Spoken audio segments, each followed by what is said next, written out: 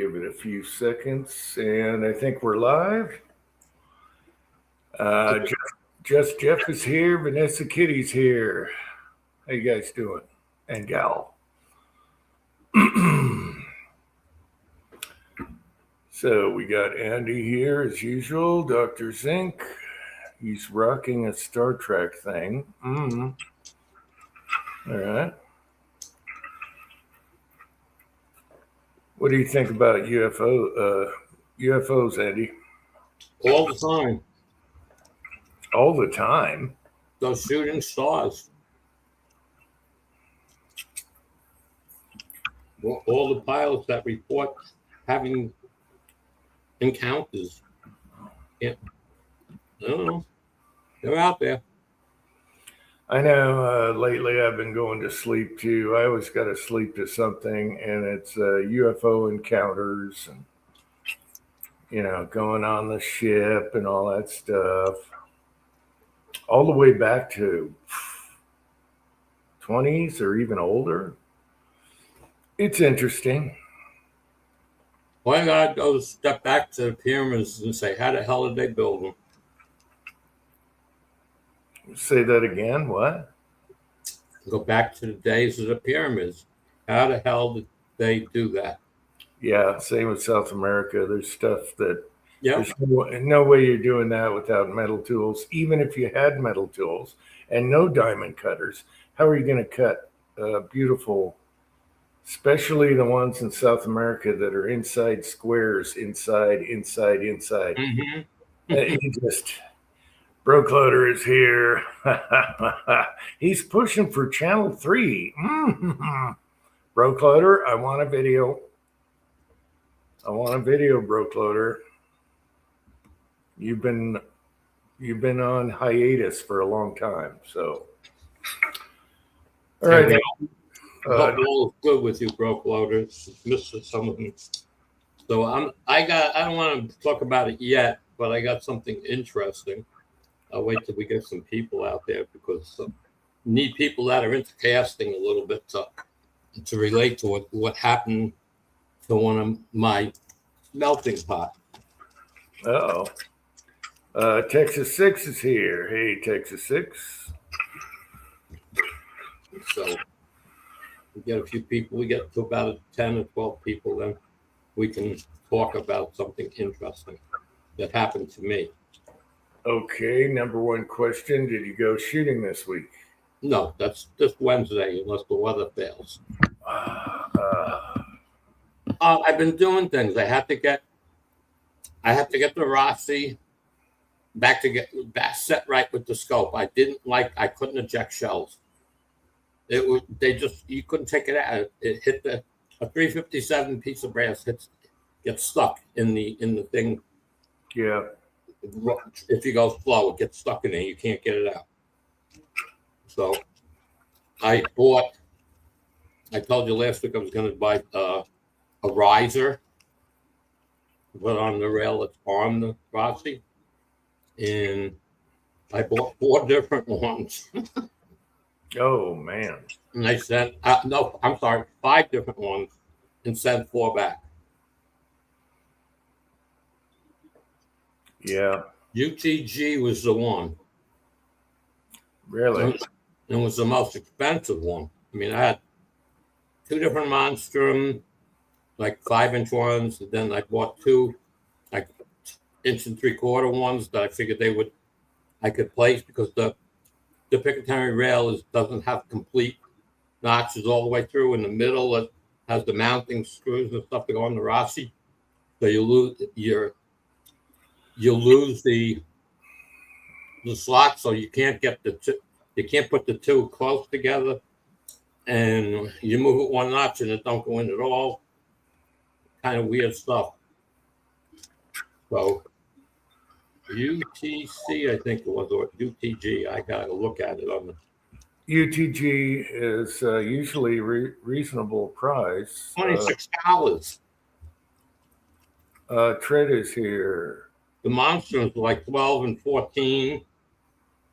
Yeah, UTG used to be a reasonable price. So I don't think $26 is expensive. I think it's expensive when I can't compare it to the Monstrums, which I thought would be a better product. But All right. Texas 6 says they test fired Penny's new Vaqueros today. How did that go? Awesome. I like ours. Ours is 357. It's not 45 Colt or anything, but it's nice. It's really nice. It's smooth and everything.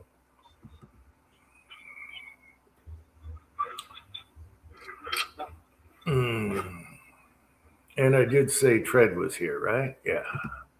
Hey, Tread. Yeah. So, well, levers are originally designed for sights, and you got to work around certain things. if I would have bought a Rossi 94, I don't know. Rossi makes another model that's Cygate. I should have bought that one, but it's $200 more. And I probably wouldn't have had the twist problem, the 130 twist bullshit. Yeah, my 44 has the mount up front, so I just do the scope up front type deal, So nothing's in the way. Little hiccup. Oh, a little hiccup. Jeez. Had a little hiccup, but smoothed out. Okay. It worked itself out, or you have to take it apart, fix it. Probably just smoothed out. Man, ours, we haven't had to touch nothing other than it shoots a little bit high. So we're gonna have to, I gotta test it with some hot 357 compared to 38 and figure out where we want that front sight. Might have to take a little bit off the front sight. I don't know. I hate to do that, but Well, is the sight replaceable? no. Oh, it's a fixed sight. Oh yeah, cowboy gun. Yeah, I don't know the gun. So, okay, well that's different. Yeah, I can see him making. It's better than they made him too tall than not enough, because then you're really, and it's not tough. But I want to make sure and test all loads and distances before we decide on where the impact is. Right now, it'll shoot like 2 inches low at say 15 yards. With 38s and stuff, it depends on, I gotta do different, my favorite bullets and see. Really haven't tested it out, so thoroughly. Oh, it was getting some light strikes. Okay. Oh, okay. All right. And that's out of the box. No spring kits, right?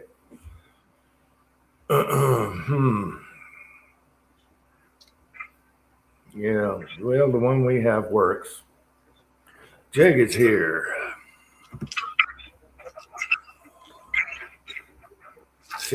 Seems to be time good and everything.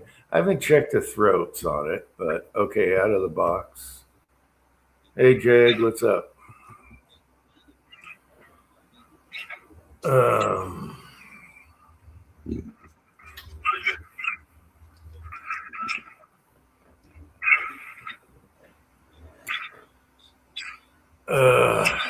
So you can't do a two-piece on the Rossi? What? I'm sorry, what? You can't do a two-piece on the Rossi? No, not to have the scuff. I gotta remember, I gotta put one on. The rail has a wide spot in the middle because that's the mounting area, and the spacing is off because of that. Okay, so putting one on doesn't work. Okay, because they have the stops in them, and the UTG was fit, and the Monstrum didn't. But again, it's 5 inches long now, so and they all have 3 lugs. The lugs were in a different spot on the UTG. You know, where the bolt screws go. They just happened to be machined instead of the first and last, let's say, notch. One was the first notch, one was one in, so I had movement. You know, so I could move in the notch, which changed the point of the center one, which wasn't centered anymore. It was off a little bit, which just happened to work. And I put that on, it's a 1/2 inch, and it ejects. I don't even need the bumper that I was making. Good. So, and that was with just brass. A bullet in it's brass, which is how after it's fired, it's just the brass, and came right out. So hopefully that fixed all of it. All right. My problem is I have a few levers with big loops, and I do not like big loops. You know, they're fine for TV and everything, but no. So, Rossi, I could buy a used one that's a small loop and hope it's not worn out at the top where it runs the bolt. Or we just cut and TIG and wrap it with leather at the bottom so you don't see where it was TIGged. Unless you do a really good grinding and blue job, but I just hate big loops. Your arm's way out here. I could see the rifleman. He's probably 6'4". I could see him, you know, putting his arm all the way out, but it's still so slow and bad. I just don't like big loops. I would really like to know how he made that rifle, you know, with the big loop, make it spin. That rifle doesn't weigh a pound. You know the strength he had in his hands to do that? To be able to spin that rifle like that and load it. He must have yeah, it's not really good for him either, but I have to admit I've done it. I've tried it, but it's kind of like slapping a cylinder on a revolver. I mean, it's not good. He was 6'5", according to his overview. Rollis is here and Garage Guy is here. Yeah, and he also had the screw on it so he could rapid fire it. Right. I thought about 3D printing one, just to put on one of the levers, just to do the rifleman thing for a minute, but nah. You could probably print the plastic like clamp on one. They have them. They have them already. You will look for it. Yeah, they have the drawings for them. Chick Connors, Jag. Chick Connors. Yeah, he was he played basketball, and I think he also played football in college. Baseball, football, one of those. He was a big boy. He had a big chin. That guy had a chin on him. Yeah, I know, Jag. It's a typo. I'm just giving you crap before you give me crap. All right. Let's see. 1951, he played for the Cubs. And 1949, he played for the Dodgers. Cool. And that chin. Oh, my gosh. Yep. I really liked him in Big Country. Love that movie. Gregory Peck. Mm-hmm.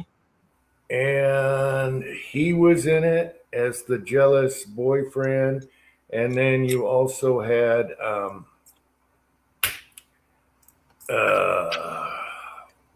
I went brain dead. He played Moses. Come on. NRA. Come on. Anyway. Ben-Hur, you know who I'm talking about. He was also in that movie. If you guys haven't seen Big Country, you're missing out a lot. It's great. Gregory Peck's humor is awesome. It's just great. Yeah, but Garage Guy, back in the day when he was smoking like that, cigarette smoking was safe. Wow, he smoked 5 packs a day. No way. How do you smoke 5 packs a day? One of my bosses that's no longer with us smoked 4+ a day, so you can smoke 5. That means you're lighting one every time you put one out. That's crazy. That's crazy. Yes, Charlton Heston. Thank you. All three guys are in that movie. As long as the woman that's in there, she's really good too. I can't think of names right now. The brunette. Oh well.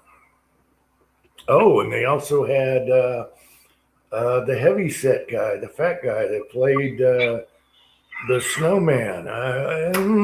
They have all kinds of stars in there.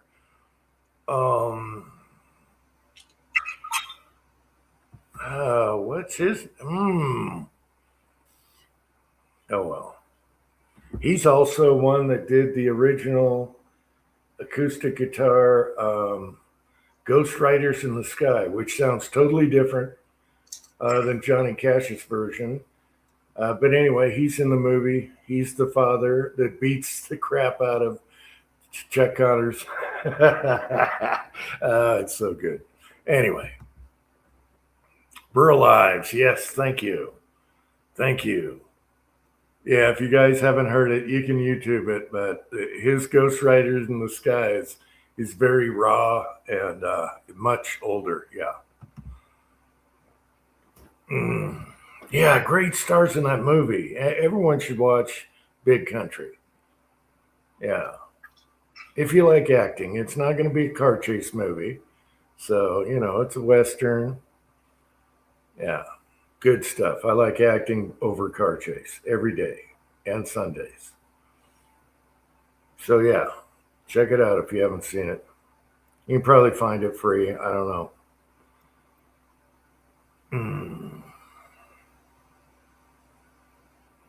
Yeah, come to think of it, it was packed with stars. So, don't know how we got on that subject, but whatever. Yeah, well, Chuck Connors had stars on the show The Rifleman before other shows had him on, like Bonanza and stuff like that. He had what's his name? Little Joe. What's his name? He was on it. Potts was on it. Some of the earlier Rifleman stuff. Yeah. Stan Davis had, I think, 3 episodes on that he was in with the Rifleman, and you got to see him do some of his pistol stuff, just showing off. Pretty cool to watch that too. All right. How long did he live? If he smoked 5 packs a day, he'd make it to like 72, 75. That's a lot of smoking. And of course, he's probably drinking along with it, Born in 1921, died in 1992, 71. 71. Okay, it was close to 72 starting. Yeah, okay. Yeah, I met him in 1981 or 2. I was, again, a company I was doing business with. I was very close with the guy in the company. And he was handling some of the Chuck Connors insurances, and he knew him well. And so he says, "Good, you're going to join. You'll get to meet him." And I thought it took about a year to get it set up, but I got to meet him. We had dinner at a restaurant out here on Long Island, and we were there about 3 hours. Interesting guy. Wow. Okay, Garage Guy. Sammy Davis Jr. was a quick draw. Yep. And he twirled his pistols. He did all the twirling tricks. That was one of his hobbies, just for the hell of it. He did that. Didn't he do that on that Sullivan show till he came on? Was that Sullivan? I think he came on and did a thing. And either that or Dean Martin or something. Yeah. Yeah, he was really good, really fast, and did all the twirling tricks. I thought it was 3 times Garage Guy, but I might be wrong.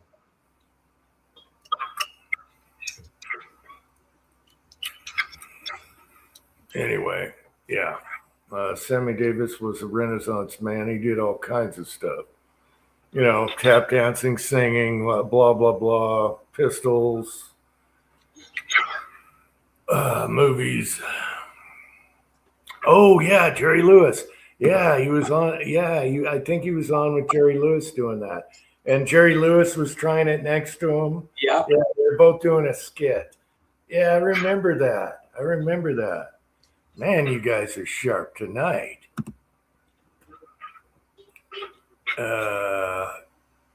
Ounces of Tin. Yeah, okay, that was it. Yeah. The Candyman. He mixes it with love and makes it all feel good. It's on YouTube. Yes, I've seen. Yeah. Yeah, it was Jerry Lewis because Jerry Lewis was doing it with him or trying. Yeah, Jerry Lewis. Well, Jerry Lewis surprised, I think, everybody when he tried to do it. He actually was, he did some shit. Yeah, and I think they did drums together too because they do that. Or maybe Jerry Lewis playing another drummer. I don't know. Those guys had so much talent. They did all kinds of. The 3 of them, Lewis, Sammy Davis, and Dean Martin. Mm-hmm. 3 of them. Yeah. And the Swoop song that was done with Jerry Lewis and Dean Martin. That was a funny song. I don't remember the name of it, but it was funny.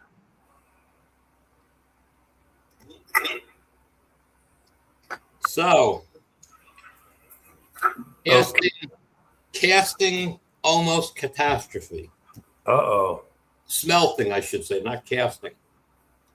Water?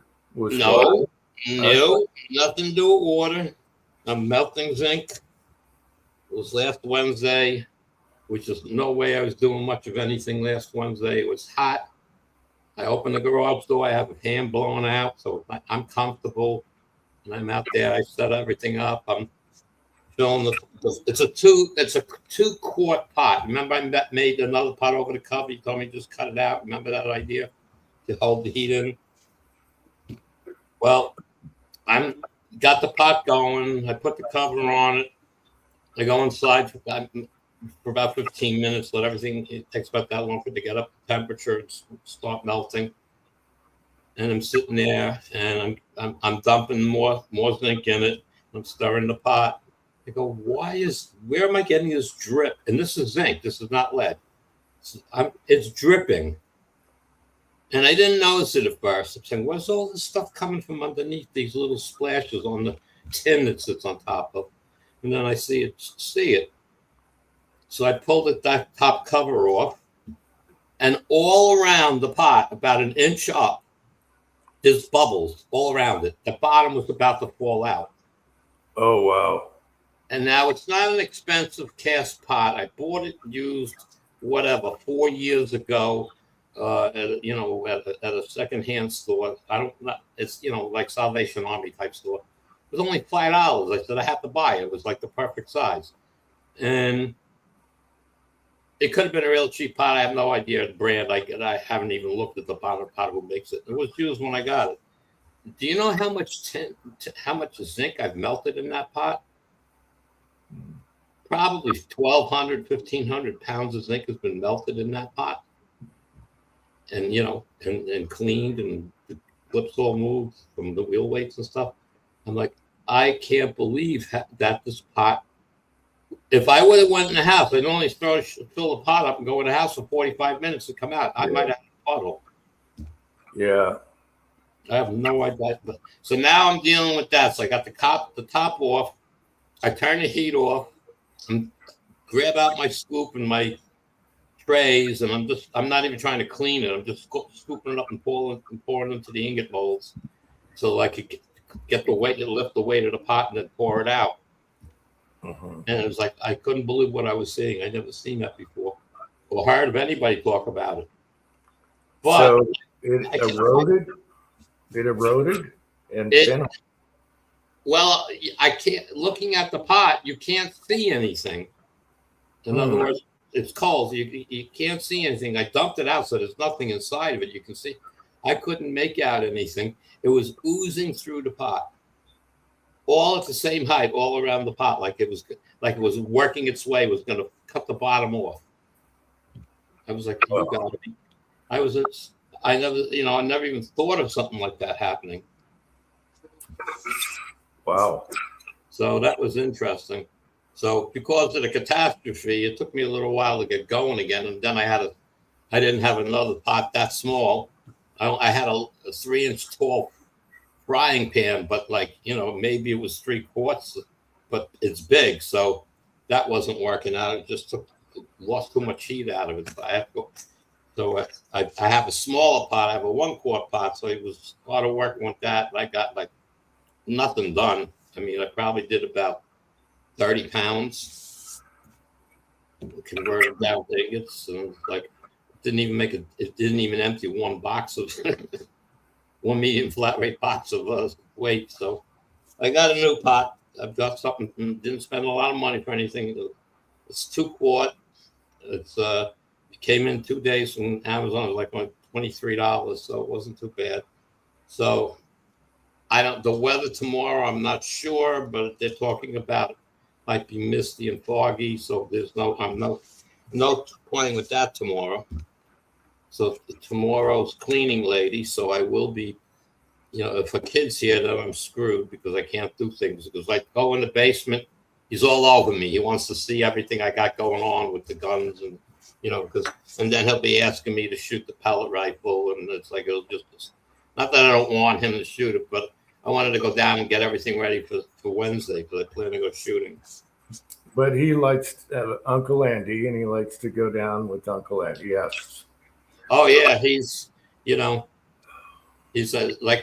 trying to teach him. He was always afraid to ask me to go. Can we go downstairs and shoot? And I kept telling him, look, I said, if there's something you want to do, you got to tell me. You got to ask. Okay. If you want, I don't know if you want to do it. I said, because I've asked you once or twice and you didn't feel like it. So if you feel like you want to shoot, if you don't ask me, I won't know you want to shoot. So you got to ask. And he did a few times and then he stopped asking. And the last couple of times they've been here, his mother says, he wanted to spend time with his father, and his father was boring as hell. So, but okay, we won't get into that. But one time he spent the day with the house. The lady who lives in the house. There's another Spanish people own the house, and they have a kid around his age. So can I stay home and play with him? So they let him stay with him. And then the next time she came, which was the last time, he went with his father.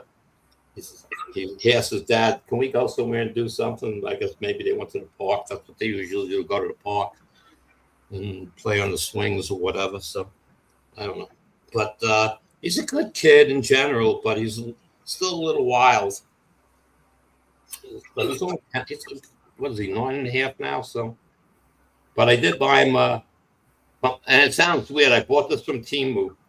I thought it was going to be a little tiny nothing, but I bought him a radio controlled car, and it was actually built really well. It was only $15. Wow. And it uses like what are they? Those batteries? I can't think of 51. I can't think of the size of the battery. It's not quite 1/2 inch in diameter, maybe 3/8 in diameter by about 3.5 inches long. Mm-hmm. I can't think of the number of the battery. It's a common battery in a lot of stuff, but it uses one of those. And I said, okay. And I said, I wonder how, I wasn't sure how long it was going to last. So I bought 6 extra batteries and a charger. And so he didn't have to just have one battery. And I spent $25 for the whole. The batteries cost more than the cost. So I gave it to him on his birthday. And I couldn't stop him from playing with it. He was having a blast. He was outside. I went outside with him. I says, respect the cause. You won't own it. It's like, so he's driving back and forth. And he got the hang of steering and everything. He was having a blast. 18650, that's it. And and he was having a blast with that thing. It lasted 45 minutes on that one battery. I was like, whoa. So he's good, and he was getting tired of playing with it at that point. So that's good. He gets a full charge, and he'll be happy for a while. But his mom told me that he has to go in the backyard with the kid downstairs and play with the cards. I said, sure, why not? They were down there 4 hours playing with the cards. It's like drained every battery he had. He had to recharge them all. So he's having a good time with it. That's good. But he likes shooting. But he only lasts about 15 minutes. He's okay. I think that's about enough. And he's not bad. I mean, why? We're not shooting any real distance. But I have an old, oh God, it's a pistol, 177 single shot pump. I can't think of the name of it. It's a good one. It's one of the better ones from back. You can pump up as much as you want. He sits with the pistol on the chair and rests his arms on the chair in front of him on the back. And he'll hit 4 out of 7. He'll be in the 10 ring at about 15, 18 feet. So he's happy with it. But he loves when I take out the rifle because he don't miss. The scope and everything, he don't miss. He got the hang of the rifle, but it's heavy for him. And he can't load it, so he can't cock. I have trouble cocking it. It's that heavy. But the thing is, it's really good. Well, it's only got room to put one battery in a tread. It's only one holder in it, so it's I can't think. Oh, you mean tool in length? Maybe, I don't know, but it doesn't matter. I got those batteries for him. It wasn't a big deal. They were like, I remember they were $3 each. That's all they were from China. And I still got to make the movie. I bought a second tool from there. Okay, I got 2 tools now. For the first tool, I won't tell you what it is. It came with 2 batteries in a plastic carrying case with 2 spare somethings, a pair of gloves, safety glasses, in the plastic carrying case for $16. That's the first one I'm going to show you. And then the second one is a rototiller handheld, not a big long thing. So like you want to do like a flower bed or something, okay? And it was only $15. It only came with 1 battery, but it used the same battery the other one uses. So I got 3 batteries.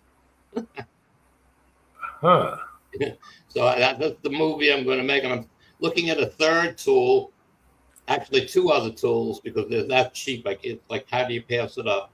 So one is one like you bought the blower gun, $15, and it has all kinds of nozzles and stuff. So it's like, okay, I don't know. I don't really need it. I got an air compressor in the basement. I got them in the garage. I don't really need that thing. But and then the other tool is a I want to call it a sawzall, but it's like a small, like a drill. It's not like a big long thing. So it's only, again, $15, $18. And it's local, so it's $2.99 delivery. So it's like, $20 less you can buy the stuff. It's crazy. It's funny. We have compressors, and I love that little handheld blower. It's so handy. Just, blue, let's dust that off. I'm using it every day for something. To me, my garage has a big compressor in it, not as big as yours, but it has a nice compressor in it, and it's off, but it holds air, so it's always on. It's always full with air. So if I'm gonna go use it, I just plug in the whatever I need on the end of the hose, and then I'll turn it on, go use it. It's already charged. And then in the basement, I have one of those little 140, not the pancake ones. It's a torpedo style, but it's, I don't know what size tank it is. It's not very big, but it's only $110 at Walmart when I bought it. And the same thing, it holds air. And when I need it, I turn the on switch on, plug in the end, and use it. That's what the guns and stuff are. So, and I got a hose that reaches all around the basement. So if I need it, it's always ready. So, always the thing. But And I clean. Oh, the other thing I did was the Marlin Model 60. Told you I had to clean that stuff, sucker. Yeah. Man, I forgot all about it when I bought the rifle for her. I bought two spare parts from Midway. They were so cheap. Almost all the parts except the buffer itself. I got all the springs, the pin for the spring, all kinds of stuff. That I bought the springs.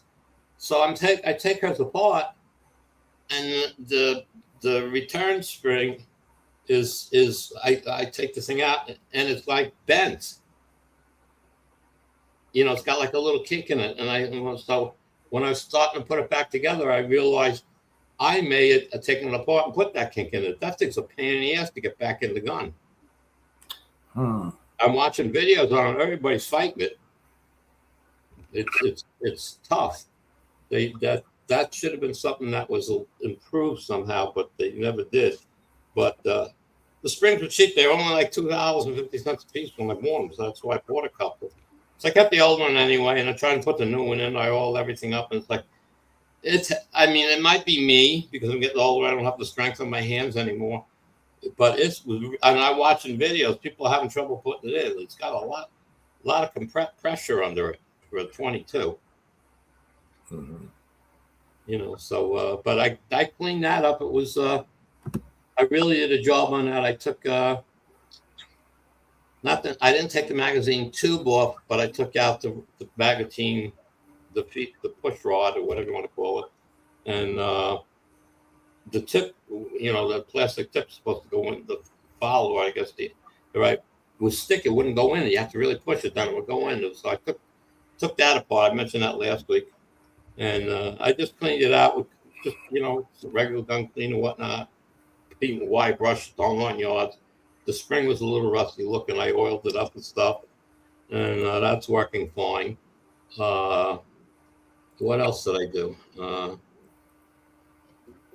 I just cleaned. I cleaned it well. Okay, so that's done and ready. I want to take that with me, make sure it's sighted in, because Fran used to have a habit when she used to put down on the floor and then put the bullets in the tube, and when she picked it up, she used to hit the scope on the table, and it used to move the scope, and it's like, she'd act like after an hour and a half or so of shooting, she'd come to me, I don't know, the bullets are off, I can't hit the target, and I pick it up, and the thing is moving. I said, you hit the damn scope again. So because I fired it many, many, many times. I never had the scope move. So she's got to be hitting the table with it when she picks it up or something. And that'll ruin that. That groove will be gone, and I'll have to have somebody machine it and drill 2 holes and put a rail on it. Otherwise, the rifle will become useless. Because they don't make there's no holes in it. So I'd have to have them drilled and tapped. And I want to spend that kind of money on a cheap rifle. So. But that's about everything that I got involved with this week. Everything's done. All the rifles are clean. The Ross is clean. Everything's clean. So when I go out, it's going to be like fresh firing. So I have extra bullets made to just foul the barrel and then find out where she's really shooting, because this is the bullet I'm going to be using now. Find out where she's really shooting, get it sighted in, and then the last 2 test blows I have the 3 different powder charges to pick the right which one's going to be the one, and not 5 of each. I made 10 of each, so I'll know it's grouping. You know what I mean? Just look for the tightest group, and then the CVA, the Scout, that's cleaned up and ready to go, and I loaded the final rounds for that. So wherever I'll finish shooting the lead, then I'll sight it in with the zinc, because that's where it's going to stay. And the Rossi again with the lead, I got to make sure that gets sighted in right. Which we'll get to that. And the 22, I just want to make sure it's still sighted in. Otherwise, I got somebody wants at work that wants to learn, me to take him shooting, and he wants to learn about it, and he wants to buy a rifle too. And so he's going to come over either a Friday night or a Saturday afternoon and go through all the safety bullshit with him and show him the different rifles and stuff. Because I don't want to be doing that at the range. I want him to understand know what he's got to do to load it before we get there. Otherwise, it's like, waste 2 hours of time teaching him there, which is, I don't want to do that at the range. I want to shoot. Yeah. Okay, Andy, garage time. Let's see if the battery test holds up. Okay. I'm going to pull the plug and we'll see what happens. Hopefully I can get to the garage. And a poof. Oh, looking good. Oh, I bought a solar charging battery pack from Temu for $6. And you can plug it in the wall and charge it as well. So that might be something in Uncle Jim's. He should ask Keeshaw for. What he say, whichever. Okay. Yes, I don't hear him, but I still have a picture of him up. We might have lost Mr. Jim. I'm hitting the range tomorrow with some 22 Magnum revolvers. Going to be a lot of fun. Oh yeah, I have the Ruger Single 6 with the 22 long rifle and the 22 Magnum cylinder, and I love that gun. A lot of fun. Are we back? You're back. Well, though. I know. I pulled the plug. I started walking, and no idea. No, Jeff. I've had 3 people come look at it and kick the tires and took them for rides, and they're all like, "Whoa!" But nobody's even came back and made them know they're tire kickers. They're not doing nothing. Oh, you're selling the race car. Well, I've been trying to sell. I don't hike. I have an ad up. It's been more word of mouth to tell your friends about it that are like racing, and maybe somebody's looking for something. But most of them are young, and they don't have $22,000 laying around. So, okay, it'll sell. I'm not pushing it yet. I want to get a little more seat time in it. But if somebody comes in and wants it, it's gone. When the weather cools down a little bit more, and I might go, do a car show on a Sunday or something, put a for sale sign it, and get a lot of people there. So, yeah, I got urges for a classic, 60s car, and it just doesn't make any sense. So, I got those urges, though. I miss them. Yours is newer than that, but yeah. No, but it's not even the point of newer. It's mine isn't just a muscle car with a few extras. That's the problem. So it makes it. Yeah, it's a specific deal. Yeah, it's not as fun to drive. Take it on a ride, for an hour to the beach or something and hang out. So I don't do some of these car shows. Some of the things I want to go. They have out at Captree State Park. If you looked it up online, it's a big boat basin where they send out party boats and stuff, and they meet there on Sundays, and it's a 40-minute ride for me. Okay, and if I'm not on the car, I'll get about 5 miles to the gallon with it, and I can't run anything less than 93 octane. And that's, right now with the price of gas, that you're talking about $30 just to ride to the beach. So, Yeah. Yep. So it's not the best thing in the world for me at this point in time to enjoy, if I had an old, 67 Dart, or even if I had my 70 Cuda, if I still had that would still been a little rough to drive around, but that was the only car I owned. I used to drive to work every day, 900 horsepower. Wow. Yeah, well, after it was built up, but it was like whatever was the Hemi had 475, from the factory, supposedly, and Was it a stick or automatic? automatic. Okay, because a clutch would have been heavy on the foot. Yeah. Mm-hmm. No, but still, it was again, it was all worked. It was Hmm. a torque flight, 3 speed, and with the sucker all last. Again, when I sold the car, it was retired. We had a place in Queens that we used to go Friday night drag races. They call it the connecting highways, and it was King of the Hill. I was King of the Hill for 3 years and sold the car with still being the King of the Hill. So it was a good time. But again, all right, that had 410 gears in it. This car has 456s in it. So you want to talk about doing 40 miles an hour in a 55 zone, and everybody's riding your bump. It's a pain in the ass. Yeah. You're like, ah.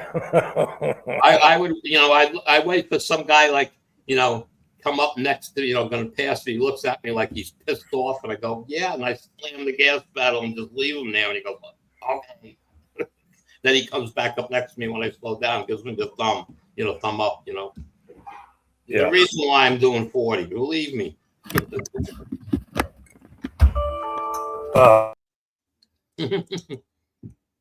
Ding, he's gone again. So anyway, so lots of interesting things going on. So beware of your casting pots. I know the zinc, I shouldn't say casting pot, but the smelting pot, melting pot, whatever you want to call it. You're doing lead, it's not too bad because you're not at crazy temperatures. But the zinc doesn't melt to 780 degrees. So we're over 800 degrees.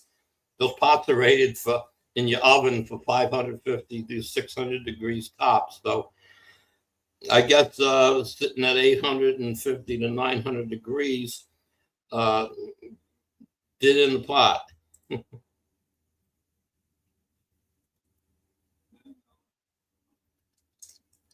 Hey, Chico, UJ will be back as soon as he can get relogged in. He unplugged to go have a smoke, and we lost him.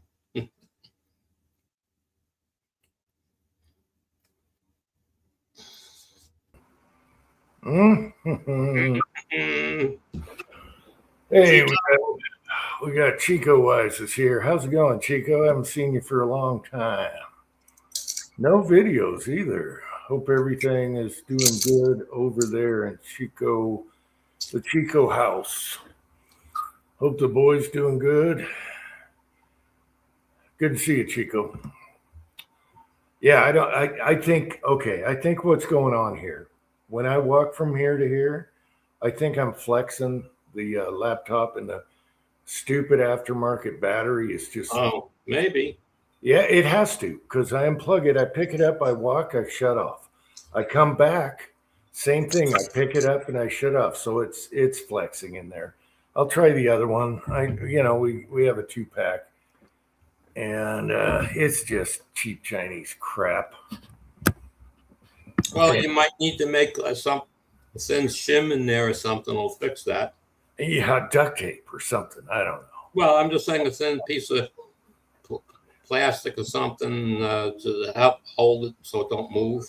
Do you know what always works is self-tapping screws. Yeah, right through the battery. Yeah, just right through the middle of that sucker and see what happens. Yeah. Oh, yeah. So, Chico, you play with any other fart triggers? TX22, I know you have. Those things are super cheap to drop in. That's like the cheapest, easiest. And we're farting around a lot lately. But it wastes so much ammo. It's fun, though. And we got a 3-shot burst to try, I guess, tomorrow. We didn't have time tonight. Oh, well. Yeah, we want the laws on the NFA cleaned up. They're not saying a word all week. They're not clarifying stuff. So have printer will start her up as soon as we know. No more cleaning 22 cans.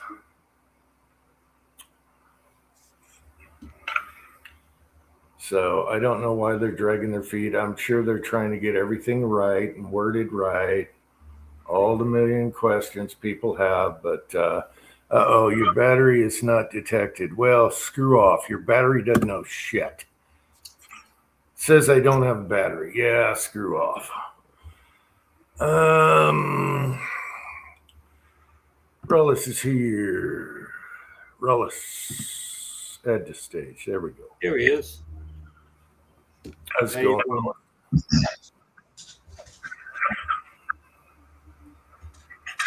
Hey guys, how you doing? Can you hear me? We Yep. can hear you. Yep. I'm using my camera microphone right now until my other microphone gets a charger. So, well, You're in a different room or you painted? I don't know yeah, which. that probably sounds better. I just have the overhead light on at the moment, so it's the same room. But No. so, and yeah, just like I said, just turned the overhead light on, and I'm trying. I couldn't find videos for like from about 3 weeks ago. I couldn't find the videos. I finally found where they were at on the SD card, and so I'm downloading them. So because I got a couple of videos I want to try to get put together this weekend.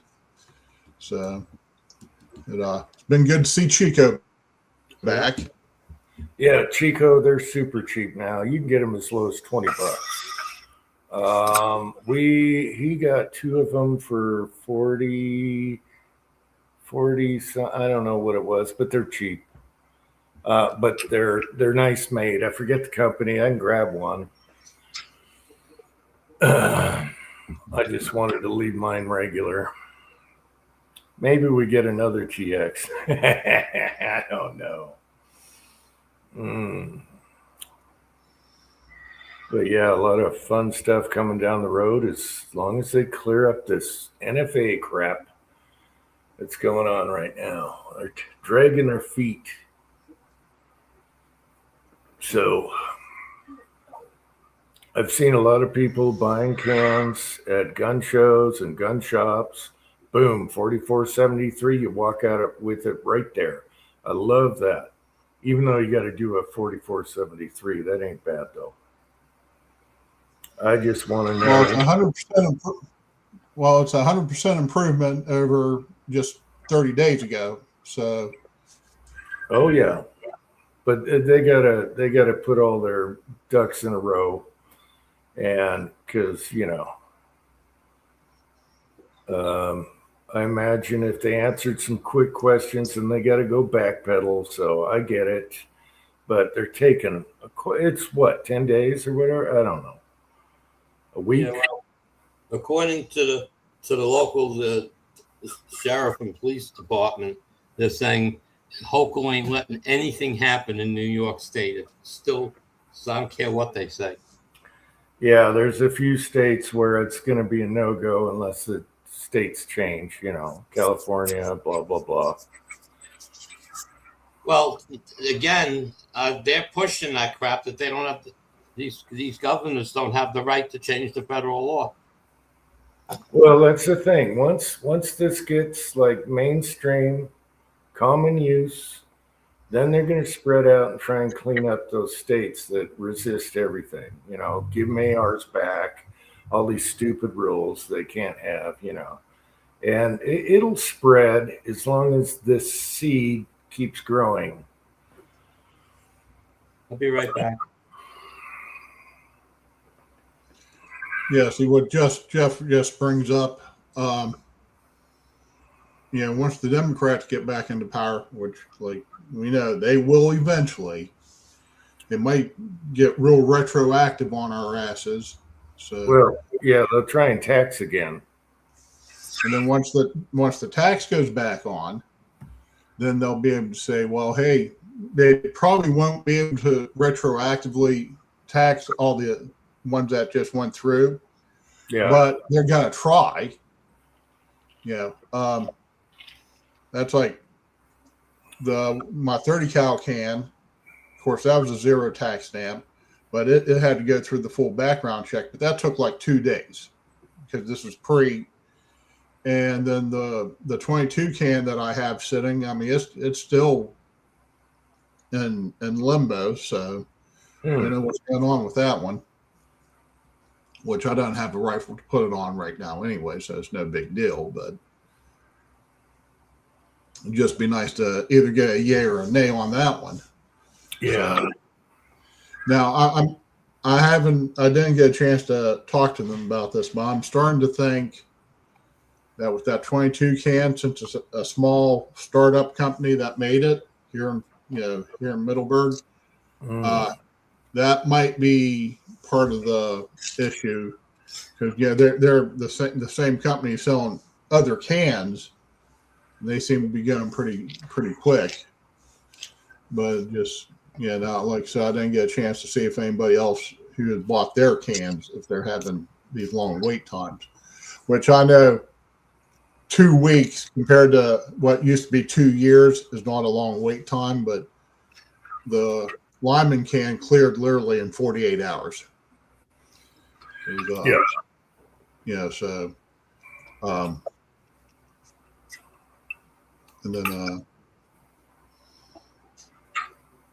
yeah, my son did too right before this new ruling.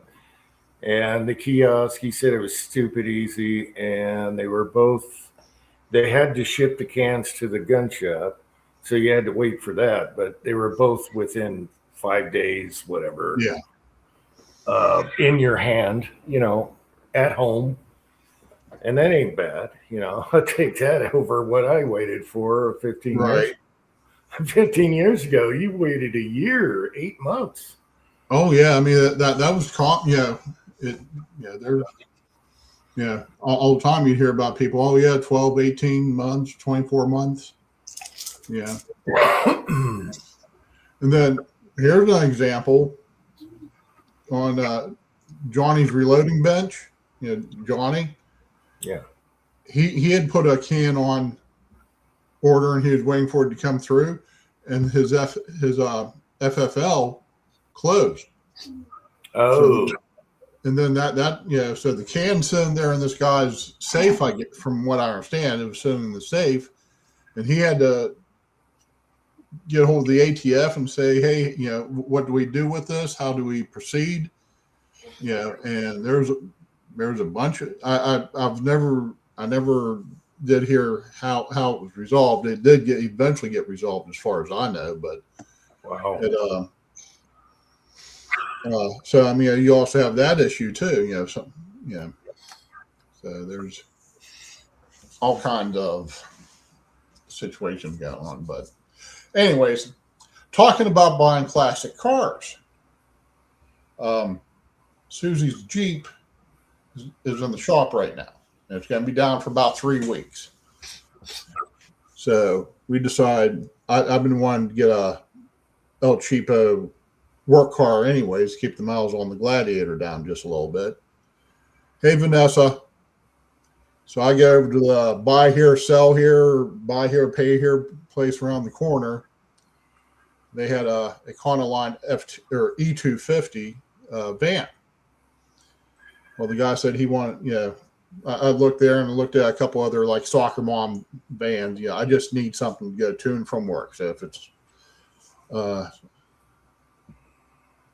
yeah, I agree with that. Jeff. So anyways,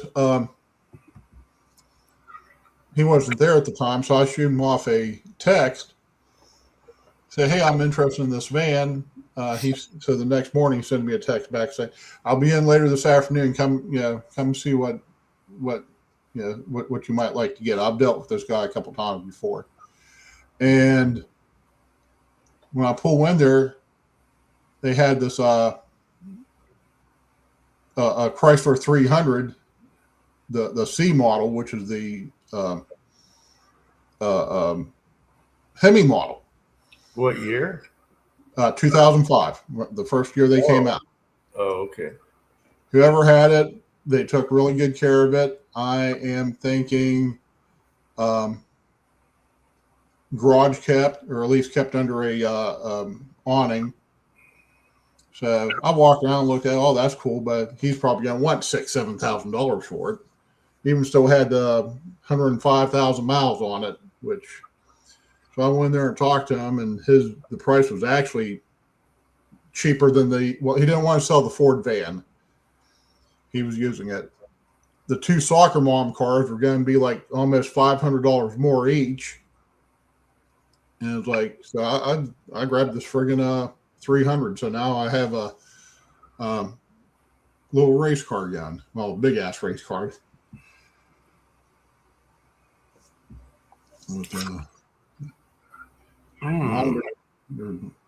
Vanessa has a chest monitor on. Hey, Vanessa. Sorry to hear about that.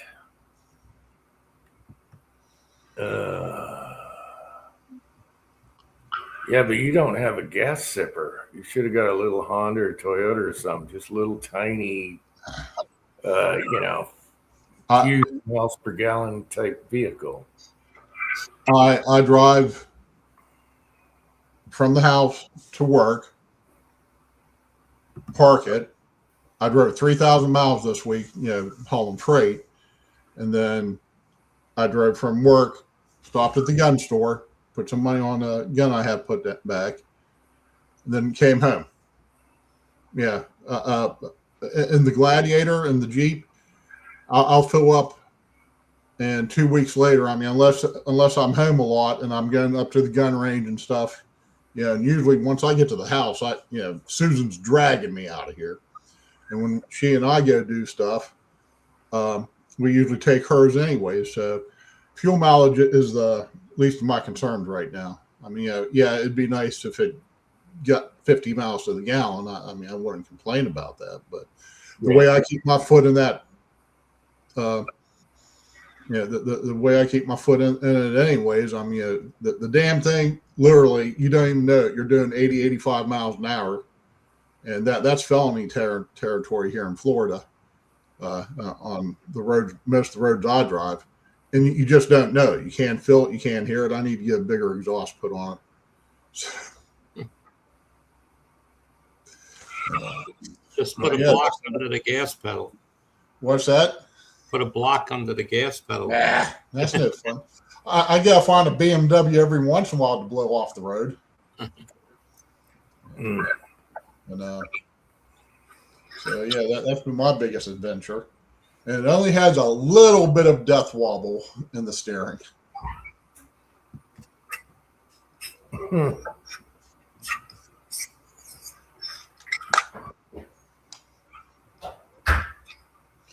Yeah, Jeff. I leave it there parked at the terminal, and then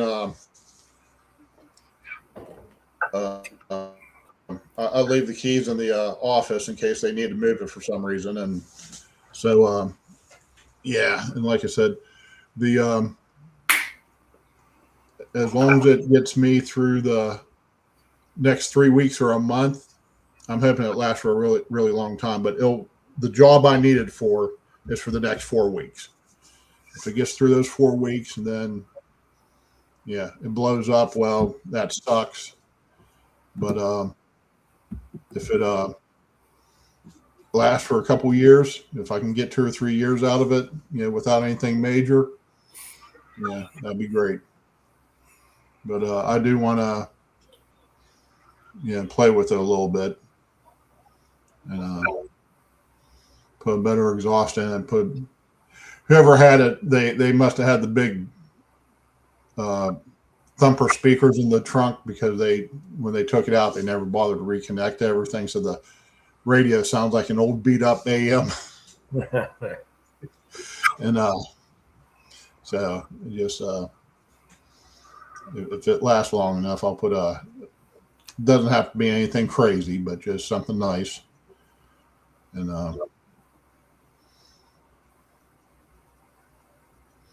so that's been about the biggest adventure for me right now.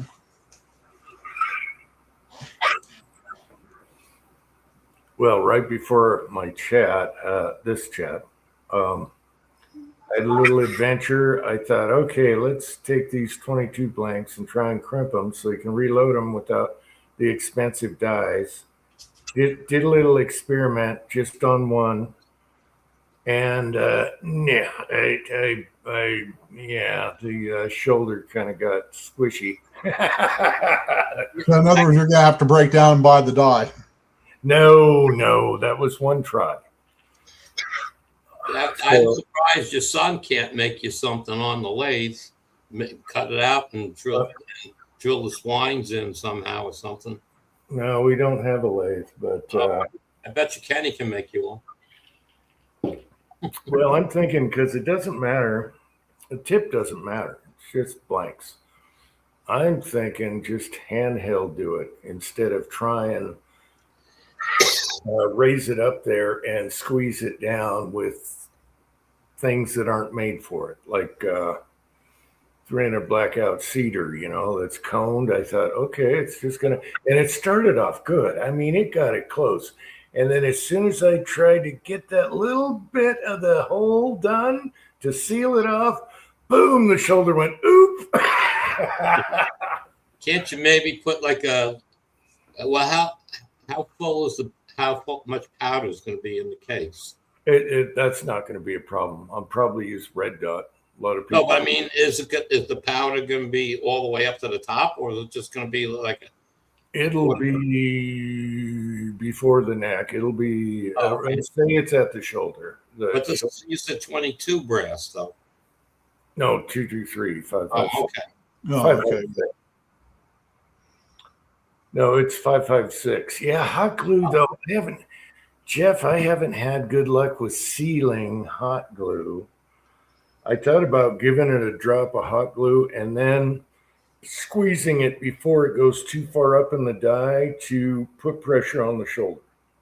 It brings the neck down, shoulder gets. I don't even want to show that one to you. It was the first try. I had a wild hair. I had 10 minutes before I set up the chat. You ever play around with some crimping tools for connectors? Well, that's what I was thinking. I could just grab the damn thing, load it with powder, and go like this. Yeah, just go around it and squeeze at the top of it. Yeah, and when it blows out again. We'll see how many rounds we get out of it. I would think that would work.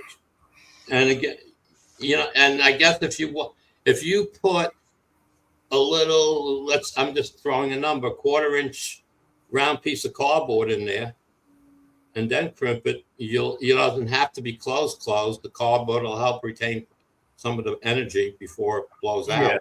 Some kind of little wad in there to squeeze. A piece of cork, anything to seal off that powder burn. And that's mainly to launch cans. JB Weld for anything else. Yeah, Vanessa's asking if hot glue, it's even safe to use hot glue on powder.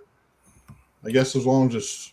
Yeah, it's not going to touch the powder where it is, but yeah, that's fine. I've done it trying to do snake shot, and then I just went to copper gas checks. You know what? Along the JB Weld, maybe a drop of Gorilla Glue or just generic. Yeah.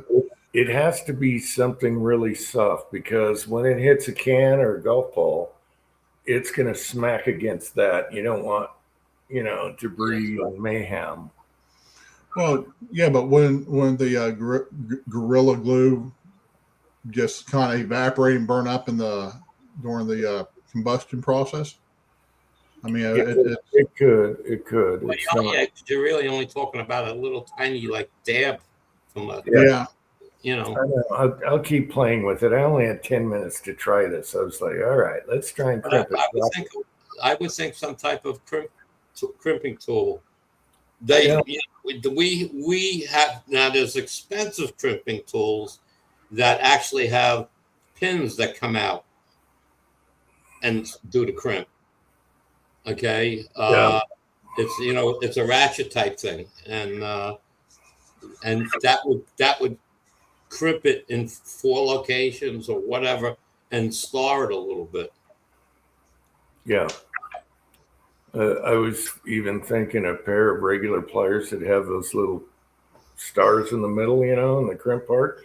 You get a tiny pair because he's got all kinds of sizes, and find one that matches and just go around. You'll feel it, right? And you're staying with it. William Gainley is here. Hey, William.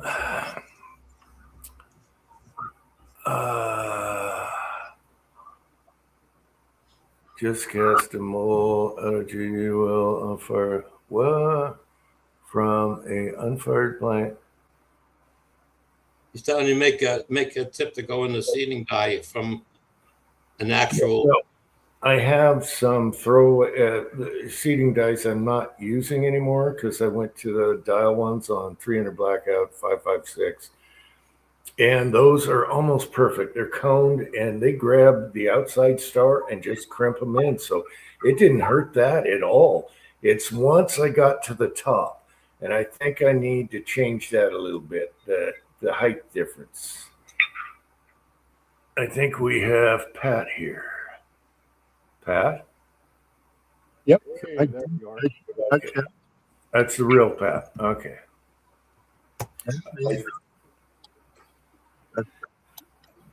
How's it going, Pat? His audio's messed up. Yeah. No, you're all muffled. Yeah, you're a little on the light side.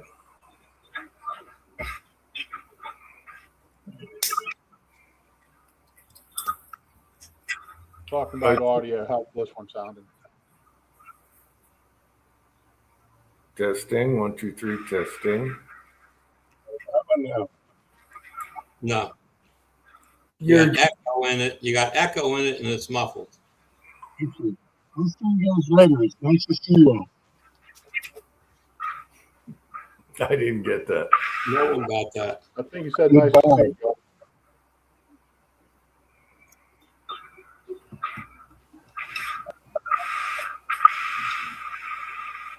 Whoop. Uh-oh, we lost him. I also thought about call it crimping and just the tip, but it's not angled. I think I could do better by hand. And it's not like we need to make a whole bunch of these things. Well, what if you used that 300 blackout dye and got it started, and then used a crimping tool on the end, because now you've got more. It's already collapsed. I got it really close where it's just a little pinhole, and then I started crushing because the cone in the cedar wasn't long enough. Yeah, deep enough or whatever. Yeah. Yeah. So we can drill one of those out and do something. I don't know. Well, I'll figure it out, but it's not top priority. Well, yeah, if you drill the center of the seeding stem with a tiny drill and keep doing it till you get what you want. Yeah. But don't go too deep, just a little bit of a little depth, because you say it's only a little bit off. So yeah, you got to do it so it doesn't make force to bump anything down while it's doing it. Yeah. All it's trying to do is this. I'll figure it out. Well, I think I'm going to try it by hand next. I'm going to size around. Yeah. Well, it's got to work, even though it's not fully closed tight. If there's only a little pinhole level, I mean, hot glue would be just fine for that. A tiny pinhole won't ricochet back at the. No. Yeah. What did you post, Rollis? Crocodile come. Oh, you're trying to make no. Blank creeping. I'm not spending not that loading data for blank. Well, they sell them. Not spending that much for blanks. Eventually, we have blanks. We have enough, but they're showing. Look there, the picture of it. The second picture where it says dies. It's showing what they actually, wait a minute, rose crimp inserts. They have an insert. Okay. Hold on. I don't know. I'm going to say small. It's $43. Hey, for an insert. And then you probably have to yank that thing off every time you jack a shell out of it. 6-segment rose crimp insert available in small and large. Mm. $43. Yeah, but if you look at the picture and your son sees it, look at that link and you'll see it. And go to the picture of it. Yeah, you can't blow up the picture, but he'll get the idea of what it looks like. He might be able to make you one. Because he could file that. He could make that with a file. Mm. You know, cut a slot, cut a plus sign in it. And Whose link was it? Rollis's link? Yeah, Rollis's link. Yeah. That's CH Tool and Die. Yeah, when you're looking at it, when it comes up, scroll the screen down, and it says die sets dies, form dies, and then it says rose crimp inserts. What caliber was that? Well, they're just saying small and large. I don't know what small means. Okay, as far as the die thing that they're selling. About that thing? Well, that's the bullet. No, go scroll down the page. Yeah, right there. You'll see 4 pictures. The one all the way on the right says Well, rose. that's Oh, I sweet. got you. Okay, I got the okay. And you open that picture, and you'll see closer to what it looks like. Your son could make that. It's out of round stock. It's hard doing Scroll inside. down to the scroll down a little bit, and you'll find 45. If he cuts a plus, you drill a hole in the center, you cut a plus sign in it with a saw, and then you just got to work the file. Yeah, inner diameter is tougher than outer. You know, I mean, that's at least now you know what it looks like. So that makes it something you might be able to make. Well, I saved it to the thing. I wonder if you could print it out of. I wonder if you could 3D print it. It'd be too soft. I don't know. Some of that stuff is you have to ask him about the material he can print with. He might be able to buy a spool of material that'll be hard. Because I mean, they're printing shit out of aluminum today and everything else. So I mean, I'm sure your printer might not be able to do it, but he might be able to make that. That's not that.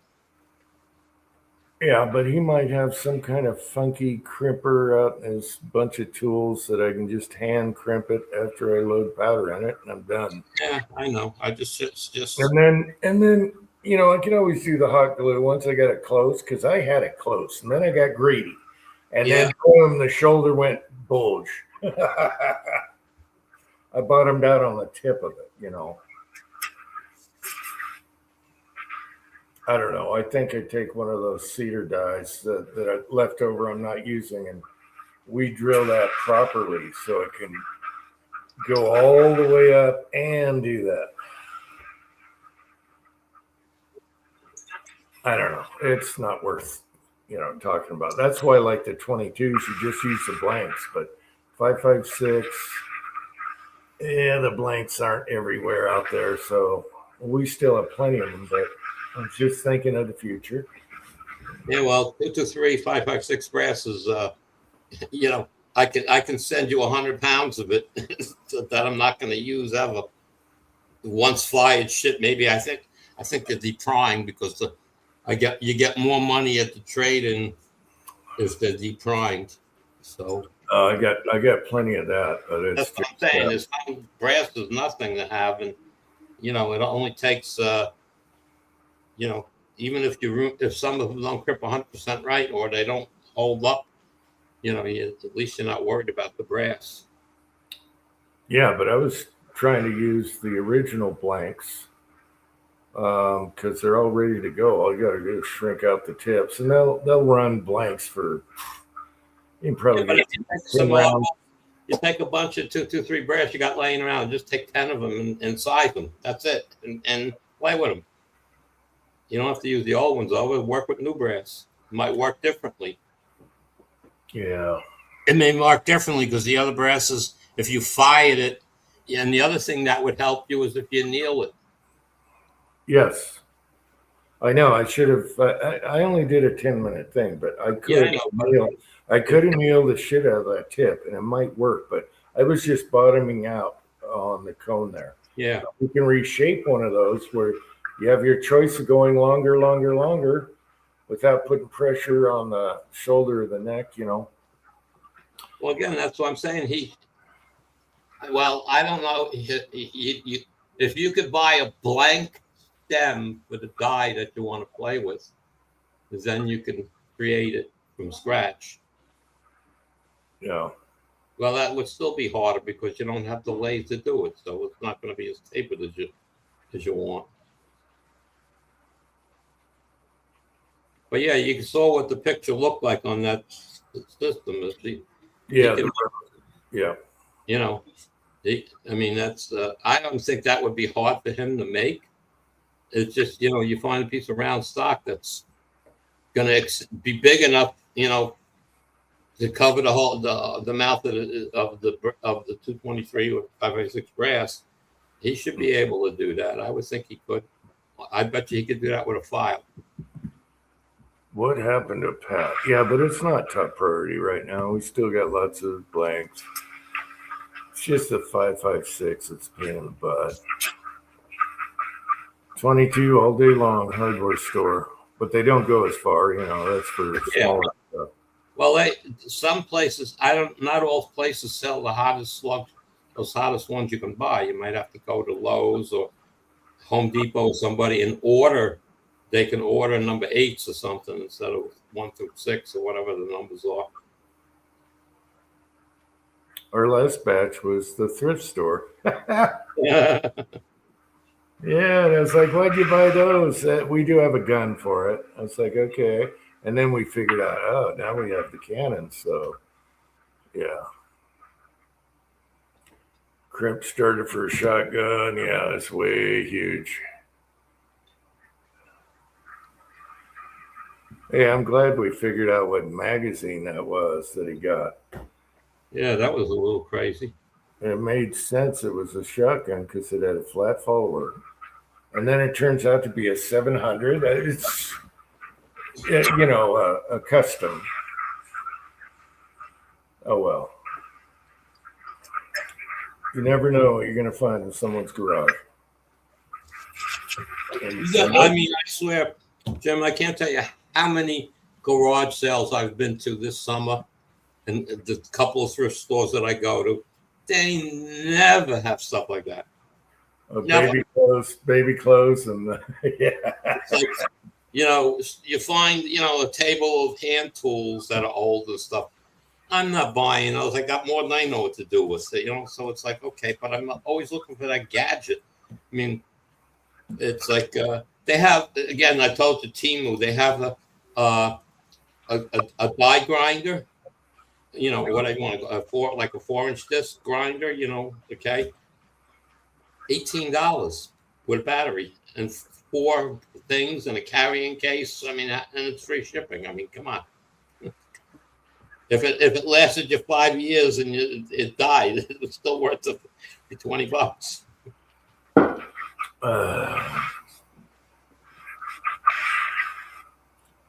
Yeah, I like the little something tough, whatever it is. Same brand as the blower. Those are my favorite. Those little tiny dime grinders. You can put anything on them. Oh yeah. Let's see. You see this? Yeah, it looks like a solar panel. It's a battery. Oh, okay. Okay, it's a battery like you could to charge your cell phone and stuff. Yeah. $5. Does it have a solar panel on it? Because it looks Yeah, it like has a solar panel. You can There plug you it. go. You can plug it into a USB charger as well, and it'll charge your phone. Okay, I mean, it won't do your car, but it's not strong enough for your computer battery. But it's like $6. You know, and it works. It works well. I just leave it sitting here in the window. It's charged all the way, and that's it. Okay, I'm going to attempt to go to the garage without like flexing at the battery. Good luck. Good luck with this. Here we go. Get a small board to put underneath it, and so you can pick it up. Well, I'm going to hold it right in the middle. Okay, I got the So far you palm do. of my hand on that battery right now. I just hate not being able to go to the garage and have snuff. It's the rolls. I don't know if you caught it earlier. Someone's out here grinding. Sorry about that. Someone's grinding out here. My smelting pot that I use for zinc. Mm-hmm. The zinc ate through it. Yeah, it's leaking somewhere, right? The holes around the whole bottom, not just one spot. Little bubbles Okay. all around the bottom. The hottest part, about a half inch up from the bottom of the pot. That's the hottest spot of the thing. It's probably 950 degrees down there. Right. It melts. So what's his name? Oh damn. What's his name? The guy that was playing with zinc first. He's never on anymore. Elvis Ammo. He melted. I knew he was going to kill the pot that he was playing with, but I mean, I never expected to go through. I didn't even think about the heat of that's being generated at the bottom of that pot. But I've used it for 5-6 years already, so it's not like Right. So it sounds like you probably get at least your money's worth out of it. Oh yeah, well it was a secondhand store, $5 pot. Right. You know? So I mean, yeah, but the point is I normally throw a bunch of shit in it and I walk away for a half hour. If I would have walked away for that half hour, the pot may have been broken open and what was in it would have been all over the floor and shit. Thor's Yeah, I around don't here. walk away when I'm melting stuff. Unfortunately, Thor, around here, you either have I think Andy said the baby clothes, or you got adult diapers from grandma just before she passed away. So all the cool stuff disappears or goes to the pawn shop or whatever. I think a lot of these people with the garage sales, some of them may have this stuff, but they don't know if they should put it out. Even anything firearm related, they may be leery of putting it out. Yeah. So I don't know. So sometimes I ask when I see somebody that's got a lot of tools out, then I ask that, you don't have anything firearm related, do you? He goes, well, like what? I don't know. Old brass, bullet heads, gunpowder, primers, Yeah, same here. Last yard sale I went to, the guy was, actually, there was one thing I probably should have picked up. He had a bunch of disinfectant, the plastic containers, like 200 disinfectant towels on there. I should have probably picked those up because Susan would just love those. I'd put a couple in the truck with me. Yeah, the cleaning disinfectant. It's not just. Oh, yeah. But it looked like he was just probably somebody had just passed away, or he was getting rid of a lot of the stuff, and like the CDs and stuff he had. I wasn't. None of the stuff interested me. He was too old to be interested in the music. But I'm not looking for. I'm not looking for that sort of stuff. I mean, like I'm a gadget hunter, parts hunter, car related stuff, maybe depending on what it is, if I can use it or not. But I never find anything of any value to me. Anything that I go to once in a blue moon, I could use a new pair of pump pliers or something, channel locks, whatever. Right. And there's one there for $2. I might grab that, but other than that, I very rarely find anything. Even like I saw this one guy had drills, in boxes with buy complete sets. Okay. And I'm looking at him, they beat the shit. And he wants $5 for the box. It's worth the $5, but I got to sharpen them all? Nah. Mhm. There's How much is that? $1. I've been sort of. I Well, we're asked getting. Oh, okay. I asked my son how much this tap wrench thingy is, and it's heavy duty, old school. $1. There A you go. dollar. Here's your dollar. Now, That if, you thing's had, built like a tank. Look at how big that is. if the other side had a matching set of drawers, there would be your crimping tool. The Yeah. Well, we'll figure that out. Gosh All right, darn, this guys, thing. I got the cleaning lady in the morning. I'm about to get out of here. Okay, Andy. well, Everybody, you have fun. yeah, I'll be hopefully shooting Wednesday unless the weather doesn't stay well. Yeah. How much for the chainsaw? I see you later. Okay, you guys. You have a good one. All right, good night, Andy. Thanks for coming on, bud. Usually when we go to garage sales, hopefully they got the garage door open and the crap out in the driveway. Mhm. And you drive by real slow and you go, no. You can tell right away if it's a guy Yeah. garage sale or not. I scope it before I go in there.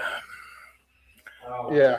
When They got a bunch of people. come on, if they got a Jeep or a big ass rednecked out 4-wheel drive truck, yeah, I'll probably stop and see what you might have laying around. Okay, bud. They when it's all the baby clothes and stuff, it's like, yeah, I don't need to stop. Yeah, and if you're lucky, they'll have an ad with pictures before they do their garage sale. Yeah.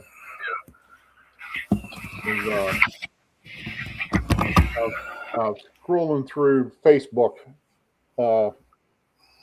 Their I don't know what they call it, but their garage sale page. Just seeing what kind of telescopes that people might have. 99% of them were the $55. There we go. There's Thor's. The $50, dime store type. But there was a couple of guys who had really interesting looking pieces there, and they're right here in Jacksonville. So you can go up and look at it, and you don't have to worry about sending your money to somebody and not getting your stuff back or getting the stuff that you ordered. So, but excuse me. Good night, Andy. Good night, Andy. Good night. So, how you doing, Dave? Doing good. Doing really good. I been having some good days.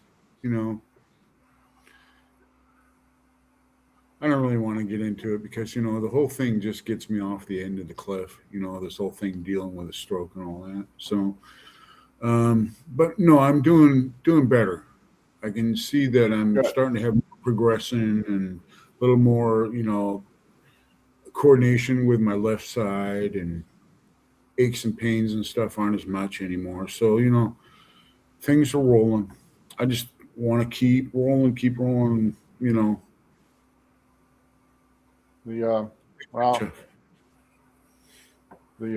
Garage sales. Yeah. There's a little flea market down around the corner I want to stop at. Susan just loves that idea of me going to someplace like that. There you Look, go. baby, the drawer, it's only missing one drawer. Yeah, but flea markets are great. You never know what shows up. So, Well, I'll tell you what, if you're, thrifty and you're just driving through the neighborhood and people are having a garage sale, stop in and see what they got. Sometimes they don't have anything, it's only like clothes or stuff like that. I mean, no big, that's not something interesting. If they got tools, and they got, They got stuff, you know, who knows? They might be moving out of state and they don't want to take the stuff with. They just want to blast it out and get out of here, you know? When we moved down here, we sold a bunch of stuff. We gave away a ton of stuff. Yeah. And we just, you know, I told Susan it'd be cheaper. The friggin' U-Haul was going to be like $1,500. I'm there. We could, you know, we're moving into might as well say a 1.5 bedroom apartment. Mhm. You know, we can go to the thrift store, and then of course you have all the military down here. So yeah, those people, they move in, they're assigned for a couple years, and they get sent across the country or across the planet. Got the same thing. Jim knows where I live. So we got the same thing here. We're just surrounded by military bases.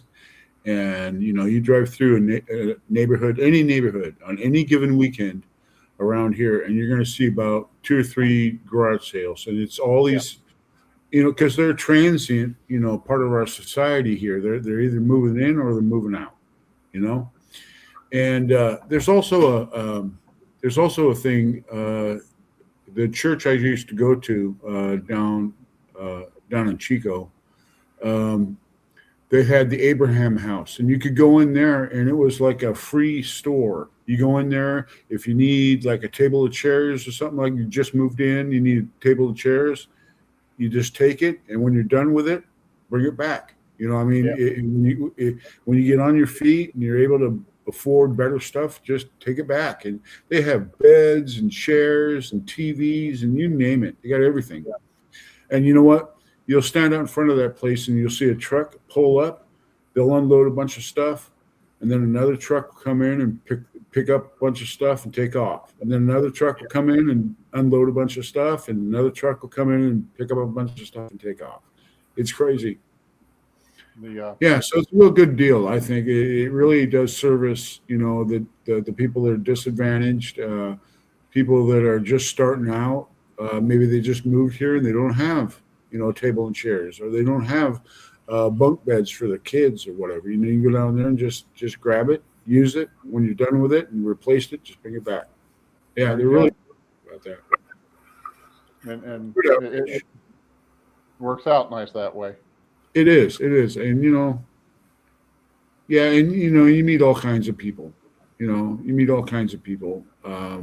I volunteered a couple of times down there, and you meet people down on their luck. You meet people that are, you know, they were in a relationship and they got tossed out, you know, and they don't have any furniture or anything like that. And, you know, it's just, you meet all kinds of people. And, you know, you got people that will show up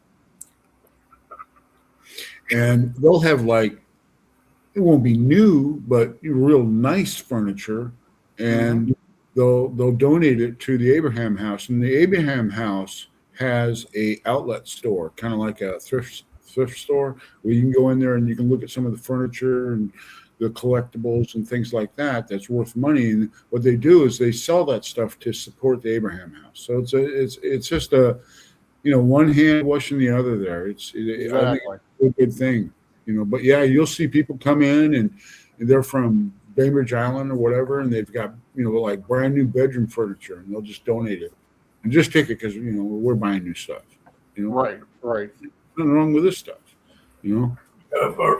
Our fire department does the same thing once a year, so you can donate whatever the proceeds go to the fire department, and everyone just donates their stuff, and then you go there like a garage sale type deal.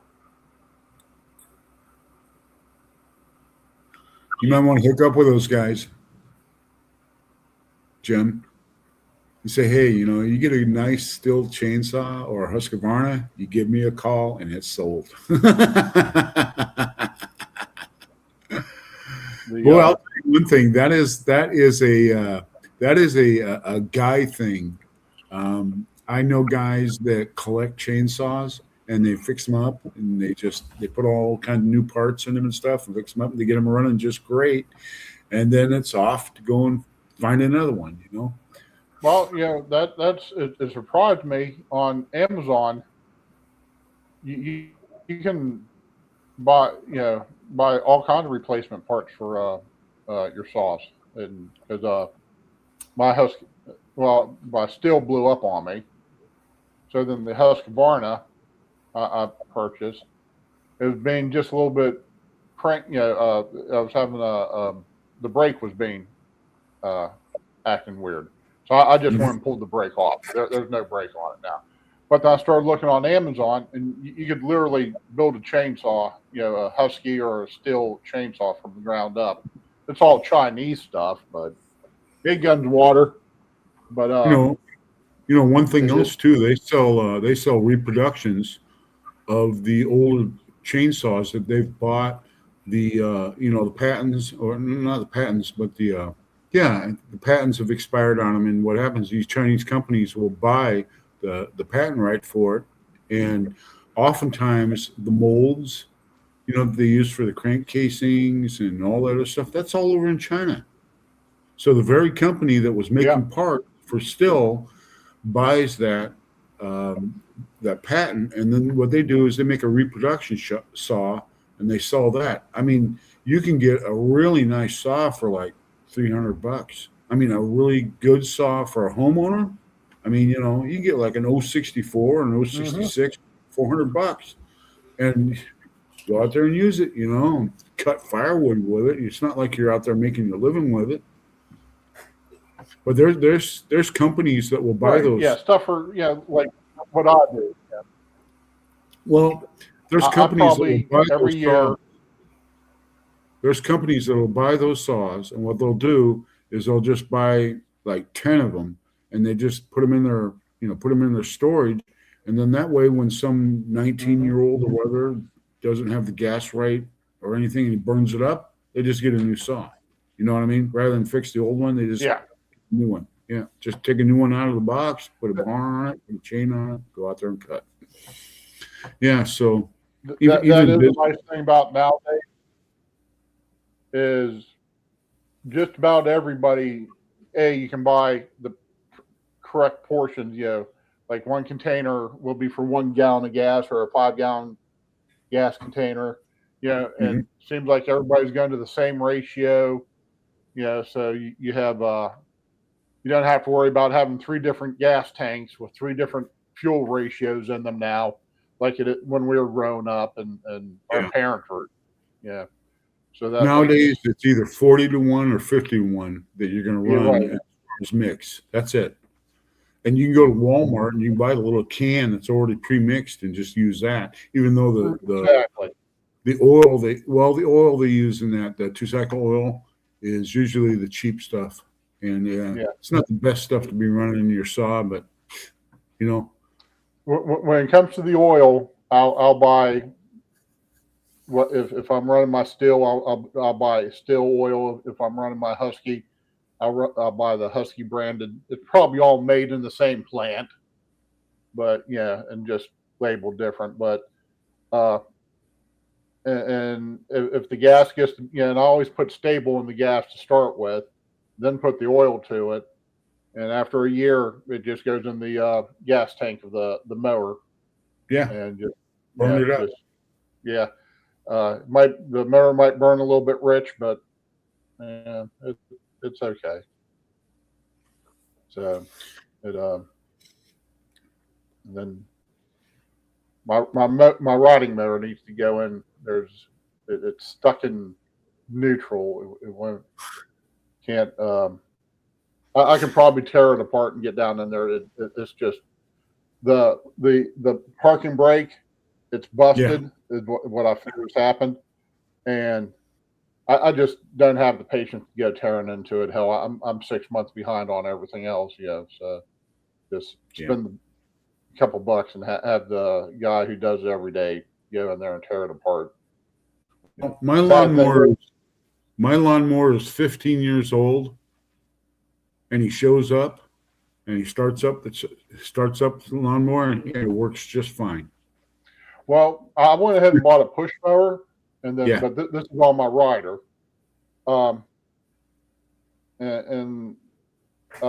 rider it's 5 years old now, and it's had a rough life because I get in the back, and I tried to cut in there, and I try to be really careful, but there's a couple roots in there that I just haven't been able to, I haven't cut out yet, and I'll forget about them, and I'll get a little too close. Next thing you know, I'm smacking the hell out of the roots, and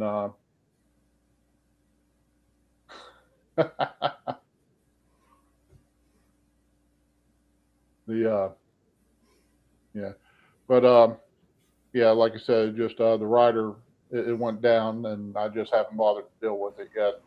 We've been dealing with vehicles a little bit. And that's another thing that seems to be a business nowadays, is that all these people have bought these big box store riding mowers, and now they're getting down to their end of their life. They're breaking down so much that it's one of those things that the companies like there's a company around here, they'll just come get it just for the scrap. Yeah, the as far as like just push mowers, I go out. Susie and I went to Lowe's a few weeks ago. Bought the only thing I was worried about was it having a bag and having decent sized wheels, not the little tiny annoying. I'm done dealing with self propels. They last for 2 years, and then you take them to the shop. If you buy the warranty, you have to ship it halfway across the planet just to get it worked on. So I don't mess with the warranties. I just buy a cheap push mower, and this Craftsman's that we bought earlier this year. If I can get 5-6 years out of it, hopefully I'll get a lot more. There's Scotsman. Jeez. Oh man! Hey, you know what? Somebody said it couldn't get worse. Well, it just got worse. They were fucking wrong. There you go. All you MFs out there. Hey, how you doing, man? Who said it couldn't get worse? Shame on you. Shame on you, you fucking idiot. I had my finger on the button. I had it on the button. I mean, it could have got worse. It could have been someone flashing a dick, but it wasn't me. Uncle Jim is like that. What is it? Austin Powers, where he's got his finger over the button, to tilt the thing back that the people fall out. He's got his finger on the button. And actually, as a gag gift for Christmas, I got my wife a button. And I forget what it does, but it's similar. Yes. How's it How you doing, Scotsman? How you doing? Hanging in there, man. I'm all right, man. I just got back in town. 5-6 hours ago. Well, I'll tell you what. If I lived near you, I'd grab a bottle. I'd come over and see you. You and me would be. We'd have a very, very short chat over that bottle. Here. So, yeah. Where'd you come back from? I went out to Missouri. My friend's funeral was this past Tuesday. Jeez. Okay. Yeah. And I went out there to support his sisters and lay him to rest.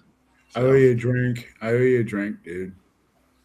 You're good, man. You're good. We talked about it, and you're good. You are a good dude, man. You are a really good dude. No matter what you see here, folks, whatever you see over here, that is actually probably one of the best guys I know, right there. He's got a huge heart. He will give you the shirt off his back. He will get in there and fix any of your problems, and he'll just do it with a smile on his face. Say, hey, man, I just like being able to help people. Whoa. He's a great guy. No, don't listen to this. This is where Hold on. Easy with a smile on my face. Shit there, front. Easy with a smile on my face. There ain't no smile over there. Easy, buddy. Easy. Depends on how you're smiling. Depends on how you're smiling. What kind of smile is it? There. I'm an a-hole smile, or no, really, I genuinely enjoyed that. Yeah. No, you're All a you good dude. all you got to do is break the Tootsie Pop to get to the center, the Tootsie Pop. And that he's got a little exoskeleton going on, but deep down he's tender and he's emotional and he's full of love. That dude is just as flammable as gasoline, though. Watch out. Watch out. There is a limit to what he'll take, and he will totally explode on you. No. I got your 6 until you fuck me over. You fuck me over and watch out. Yeah, that's what I meant. Yep. I'm not the guy you want to fuck over. Put it that way.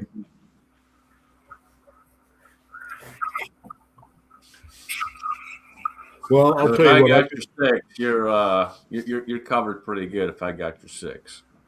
Well, you and me have came from the same school. We've been screwed over enough that we are really good at detecting when we're getting screwed. You know what I mean? Oh, yeah. And then we know where to go from there. You know, we know the next step we have to take. Yeah. Yeah. Anyway, let's have some fun, man. I'm not here to, let's have some fun, man. You all like the Scotsman world. Let's have some fun. Come on. Hey, Uncle Jim. Did you go outside and look at the flat Earth moon today? I thought you wanted to get to your tender underbelly. You just said that.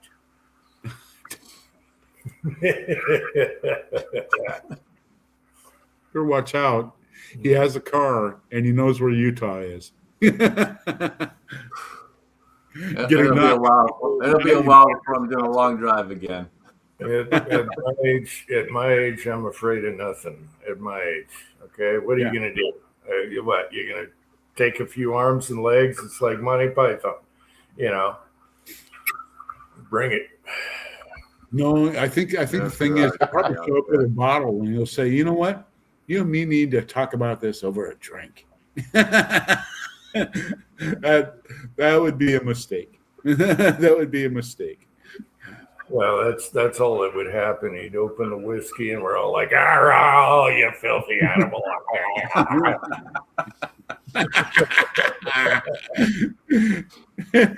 Oh, look at Jim's running his hands through your beard and shit like that.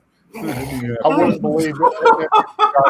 That would be messed up. That would be messed up. Oh my god! That'd be somebody needs a cell phone to videotape that. Yeah. Oh, I almost spewed everywhere when you said that. That almost went all over your computer and everything, or your iPad or whatever you're using. Phew. Oh, jeez.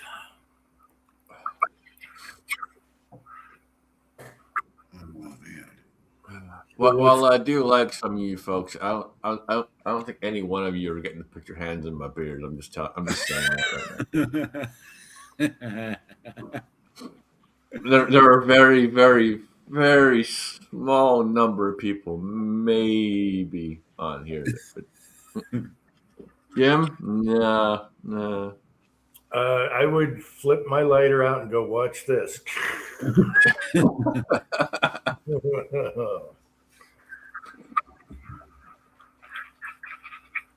Well, Corvallis is staying out of it. He is staying out of it. No, I'm staying out of it. I'm just sitting back here. Actually, I'm getting ready to go take a leak real quick. I'll be back in a moment. Like I know better. Scotsman, get any new toys lately or anything? Yeah, man. All my money has gone to lately. Has gone to the trip and making that happen. So it'll be a while. Okay. I got a bunch of stuff I got to pay off that I ignored in order to be able to do this. So I got to get caught back up. Kenny is here. Good to see you, Kenny. And Texas 6 is back. Yeah, Kenny Hobby said do some shotgun buck loads. I don't want to waste those screws, even though they're huge. Yeah. So you saw the video. You are watching, Kenny. All right, that's good.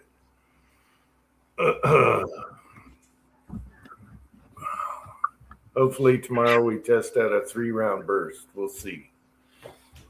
It was too late before the chat, so. And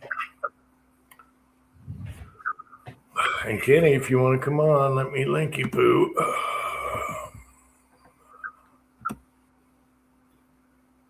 They were M3. Oh, okay. If they were, yeah, I know. Oh, well, it's still neat. $4 for 35 pounds of screws. What are you going to do? It's this. You buy it anyway. That's why I can't walk around this basement or garage anymore. Yeah, it's a problem. It's a problem.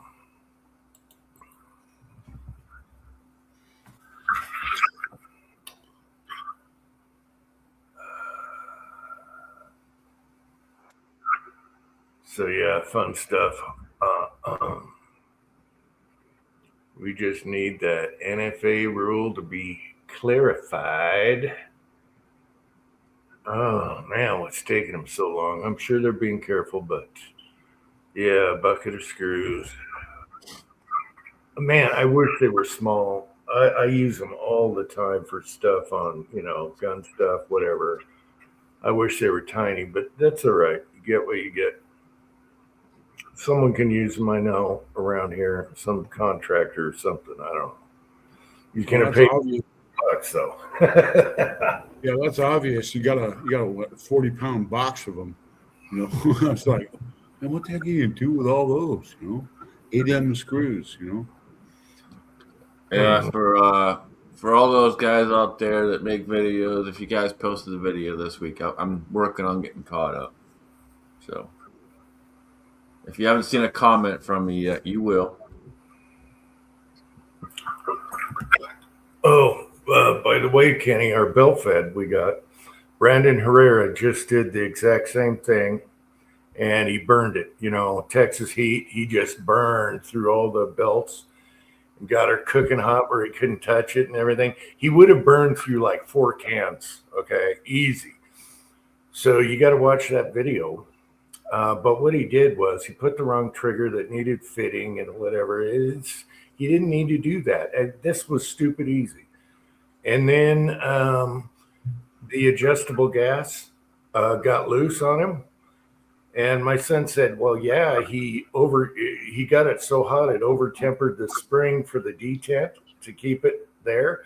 However, the whole time it worked. It worked and worked. And you can tell he liked that because it wasn't this expensive freaking thing. And you can tell at the beginning of the video, because he shot it before he did the beginning of the video, you can tell he's like, damn, yeah. And it worked 100%, even though he cooked the shit out of that barrel. He was cooking rounds in it, just holding the rounds. Watch the video. He would have burned at least 4 good cans. Totally fried him. The Eagle Eye just asked about the, for example, here in Florida, they're still having you do the whole background check and everything because they're waiting for all the clarifications to go. And depending on what state you're in, so there's things are we're in that gray area right now, and Kenny, some gun shops are doing it, others are waiting, and some gun show tables were doing it also. So a lot of people have bought cans through a 4473 already, but everyone's kind of waiting to be clarified on all this bullshit because they haven't clarified nothing, That's like the pawn shop I talk about all the time now. They're they're still doing the whole background check. They're telling you get your stamp, just because they don't want anything coming back 6 months from now or a year from now when the ATF is ran by, fascists again. So,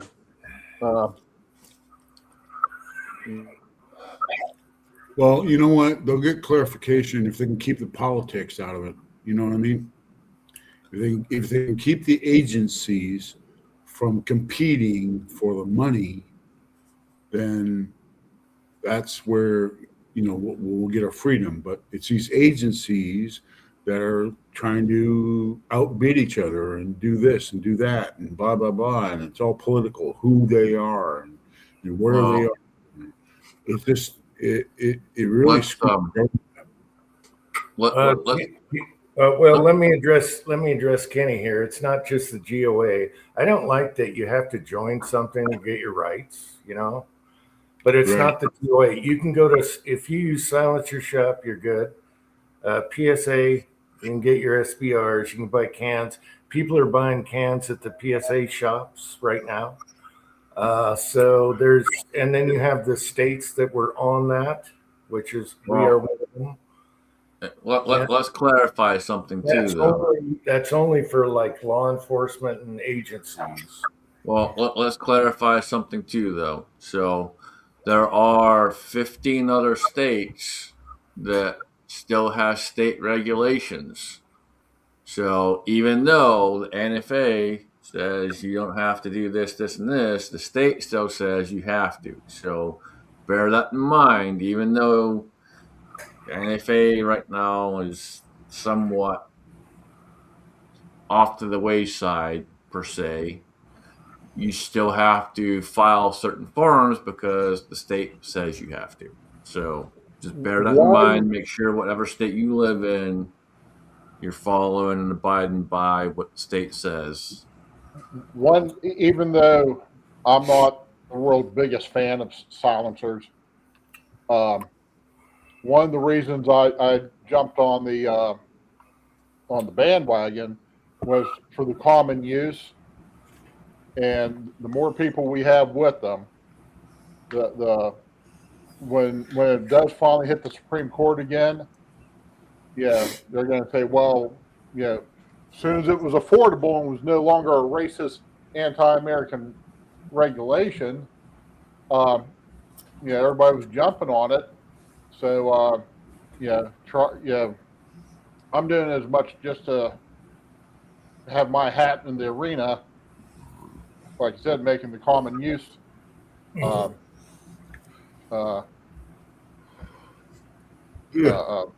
argument. Yeah, they already are, actually, as far as cans go and SBRs. They're pretty much, SBRs are going to come along even faster, but as far as they're behind the cans, it'll be common use. It just opened a can of worms, and we'll see where the worms go. And maybe these other states get their freedom after, at least own an AR or something easy, Well, I mean, we know, unless there's a big change in like Illinois, obviously New York and California, those states are just gonna shit all over their people, all over the taxpayers. They don't give a shit. They're going to do everything they can. There's enough people in New York City to keep New York State, no matter how redneck it might be. There's enough people in New York City to offset all that. So, same thing with California, LA, San Francisco, Washington. Yeah, Washington State. It might as well just be called Seattle, because King County writes the rules for everything here. Yeah. That's the reason why Jim left. Is that politics that they play over there with our laws and everything here affect everyone that lives in our state. Everybody who lives in our state, man, is a hostage to that mindset over there in Seattle. There's more people in Seattle than there is probably in the rest of the state, practically. And and that in Seattle, and the surrounding area probably writes 99% of the laws, like you just said. So, having some good old fashioned Mexican Coke made with real sugar. Oh Yep. yeah, you gotta have the real. Okay, Kenny, that sounds good. You're playing around with that right now. Okay, we're just waiting. We're waiting, Kenny. Oh, we're still waiting. I'll tell the son. He's walking back and forth here. What are you making? Oh, pizza steel for the oven. All right. Anyway, Pat's back. How's your sound? It should be good now. Oh yeah, sounds Yeah, great. good. You're good, Pat. All right. Pat, tip of the hat. Yeah. I'm back down in LA and there's no whiskey here. So I can't drink with you. Sorry, Scotsman. I don't have any whiskey here either, man. I drank it all before I left, and I haven't bought a bottle since I got back yet. Wow. I'll get a bottle here later this week, but I never bought one today. And everywhere's closed tomorrow as far as whiskey goes. Just gotta wait till Monday. Man, you must have been road raging all the way home. I will tell you that about an hour and a half, well, probably about 2 hours from here, it was pissing down rain, and everyone started hitting their frickin' brakes, freaking out, putting their flashes on, whatever. And I'm just trying to frickin' swing it around people like, please, just get the fuck out of my way. It's rain. You guys have lived here your entire fucking life. Just fucking move over. If you're not going to frickin' drive properly, please just move the fuck over. Get the fuck out of my way. Let someone knows how to fucking drive, do what he's doing, and just fucking move. The classic. We're going to slow down to 40 miles an hour and get in the middle lane with our flashers on. Oh, yep, 100%. I've never understood that mentality. Yep, 100%. Yeah. So yeah, I was partially pissed, Jim. If you want to go there, I was partially pissed. Oh, partially. Okay.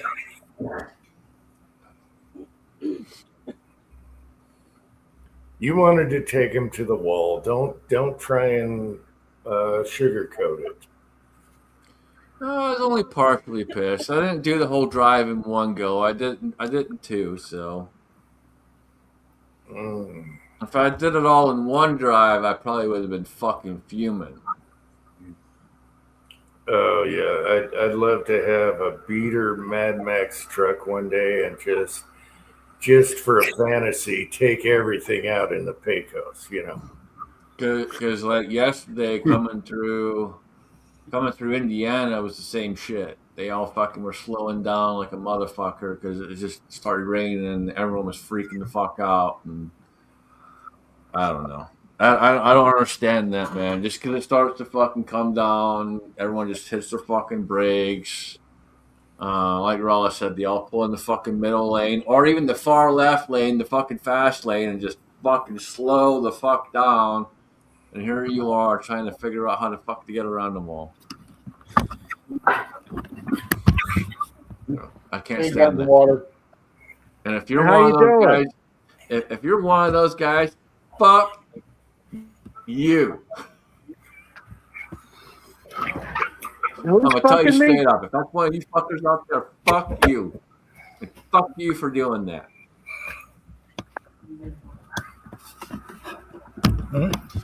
I hope their channel. Tell you what. What's up, Gunswater? How you doing, buddy? Oh, pretty good. How you doing?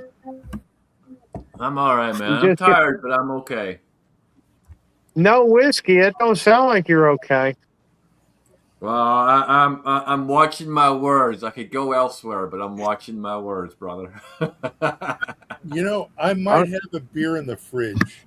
I'm gonna go check. I'm gonna tie one on tonight. I've had a rough week. I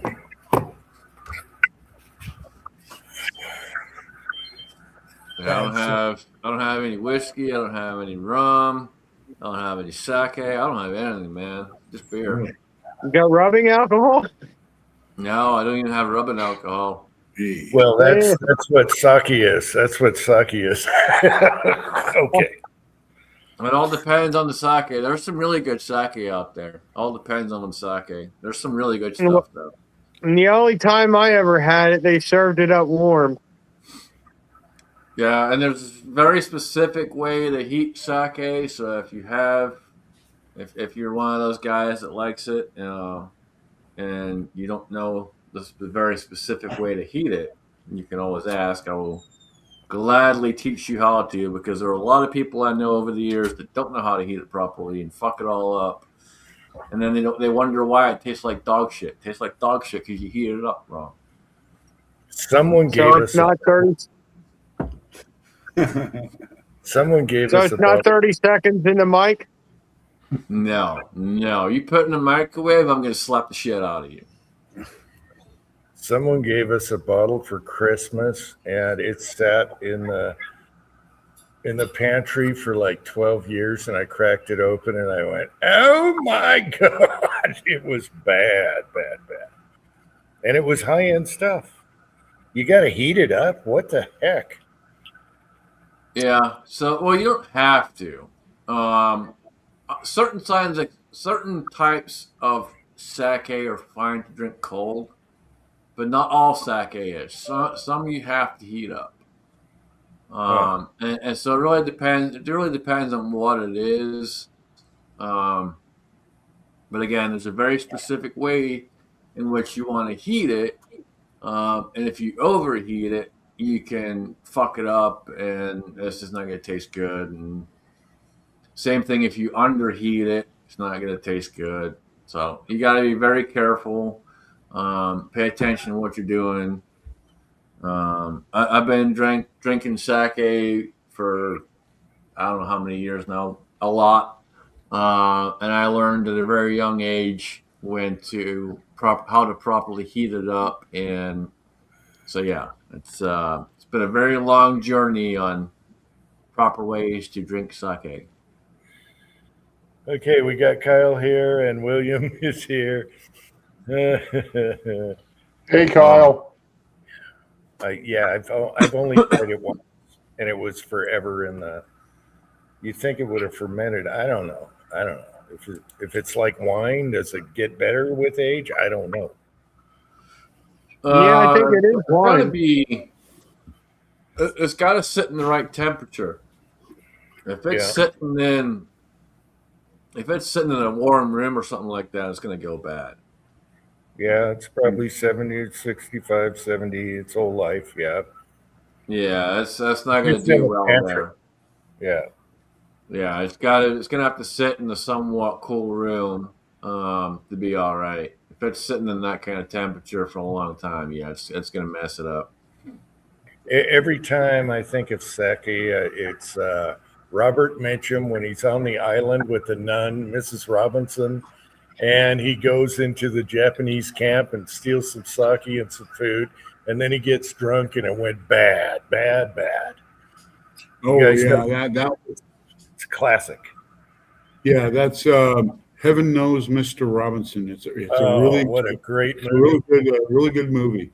That's a real good movie. Yeah, that bag of sake. What I heard is that the Japanese would put the sake in a bag of rice to insulate it from the heat, so it wouldn't sit there and warm. Yeah. So if you notice in the movie, he takes it out of a bag of rice.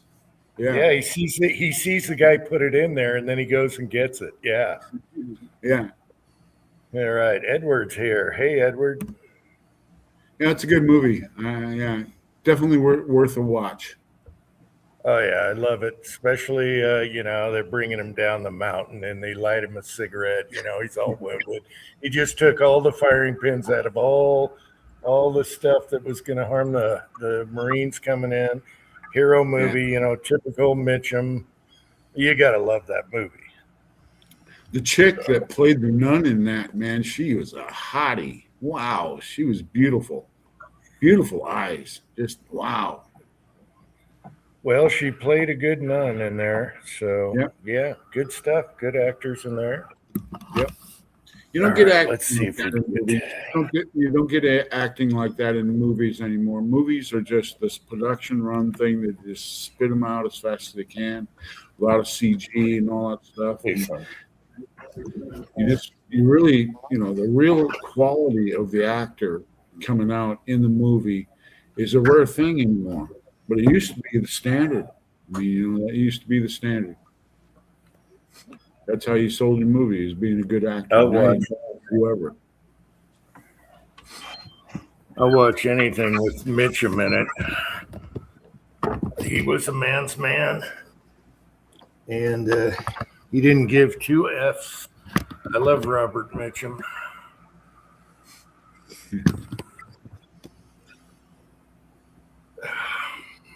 Told you what happened when they were filming. They were filming From Here to Eternity. I think it was. This is like back in the late '70s, and they had to do the scene. So in Bremerton, they had the Missouri tied up there before they, gave it over to Hawaii, and they had filmed a certain scene on the Missouri. So anyway, Mitchum and the other guy, I can't remember his name, but anyway, he Boris. What the heck is his name? Anyway, what happened was that Mitchum was at this, hotel that's local here, and he was picking up on this chick, and it turned out to be some guy's wife that was there, and he wouldn't give up. He's like giving her keys to his room and everything like that. This guy got up. He was some big logger dude from out in Seebeck or something. Goes over there and just plows him. I mean, so when you see him in the movie, he's wearing sunglasses, and the reason why that is because he had a big old shiner. That guy he plowed Robert Mitchum for that. Well, Mitchum got in fights and he used to box, so he cleaned out some guys in a bar once. And he also got busted for smoking pot way back in the, 50s, late 50s, whatever. Yeah. He didn't give a crap. So if you watch his interviews, he doesn't give a crap. He's not politically correct. Well, that's kind of what got him in trouble, because he was real arrogant about it, and this guy just plowed him. I mean, just boom. That was it. Yeah. I like Mitchum. I like any movie he makes, just about every movie.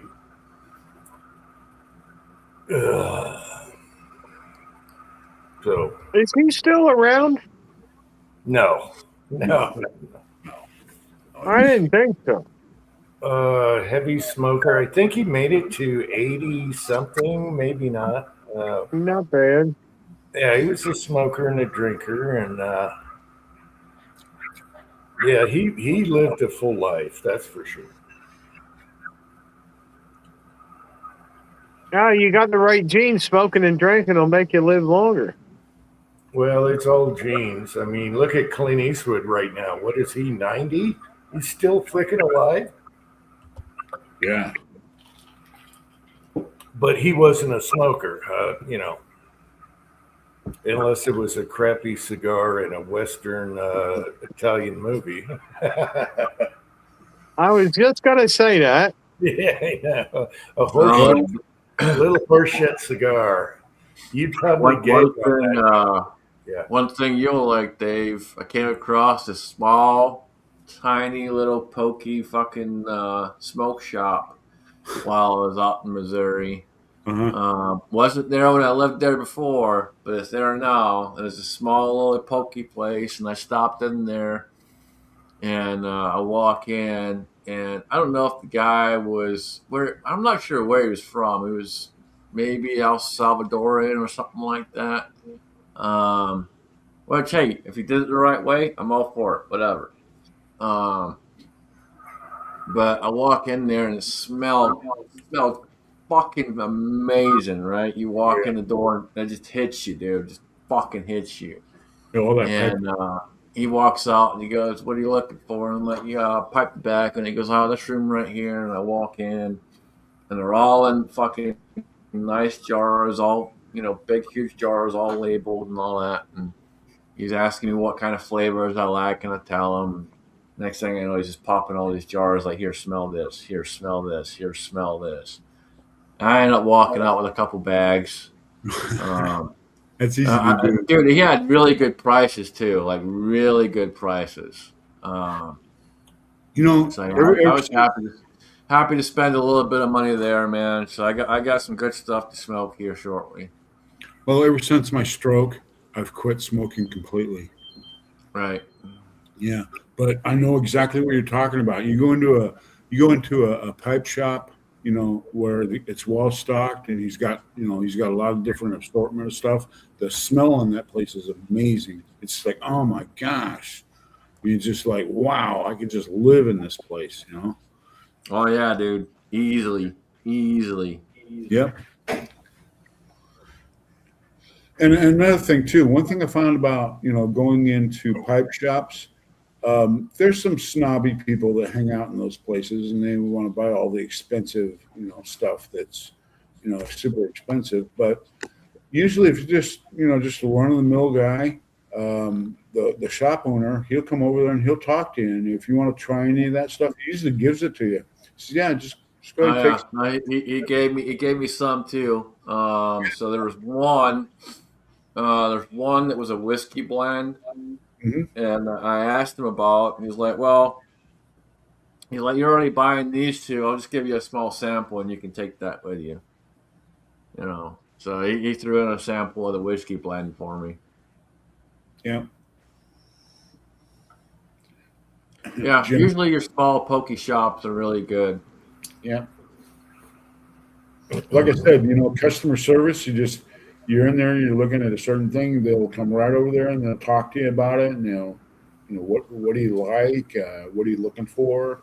What kind of price range do you want? I mean, is there any particular brand that you want? Is there something that you are looking to replace, or you just want to try something new? And they usually give you advice too. I used to smoke that, but I started smoking this. You might want to give it a try. Like I said, usually they'll give you a little sample of it, and you can try it.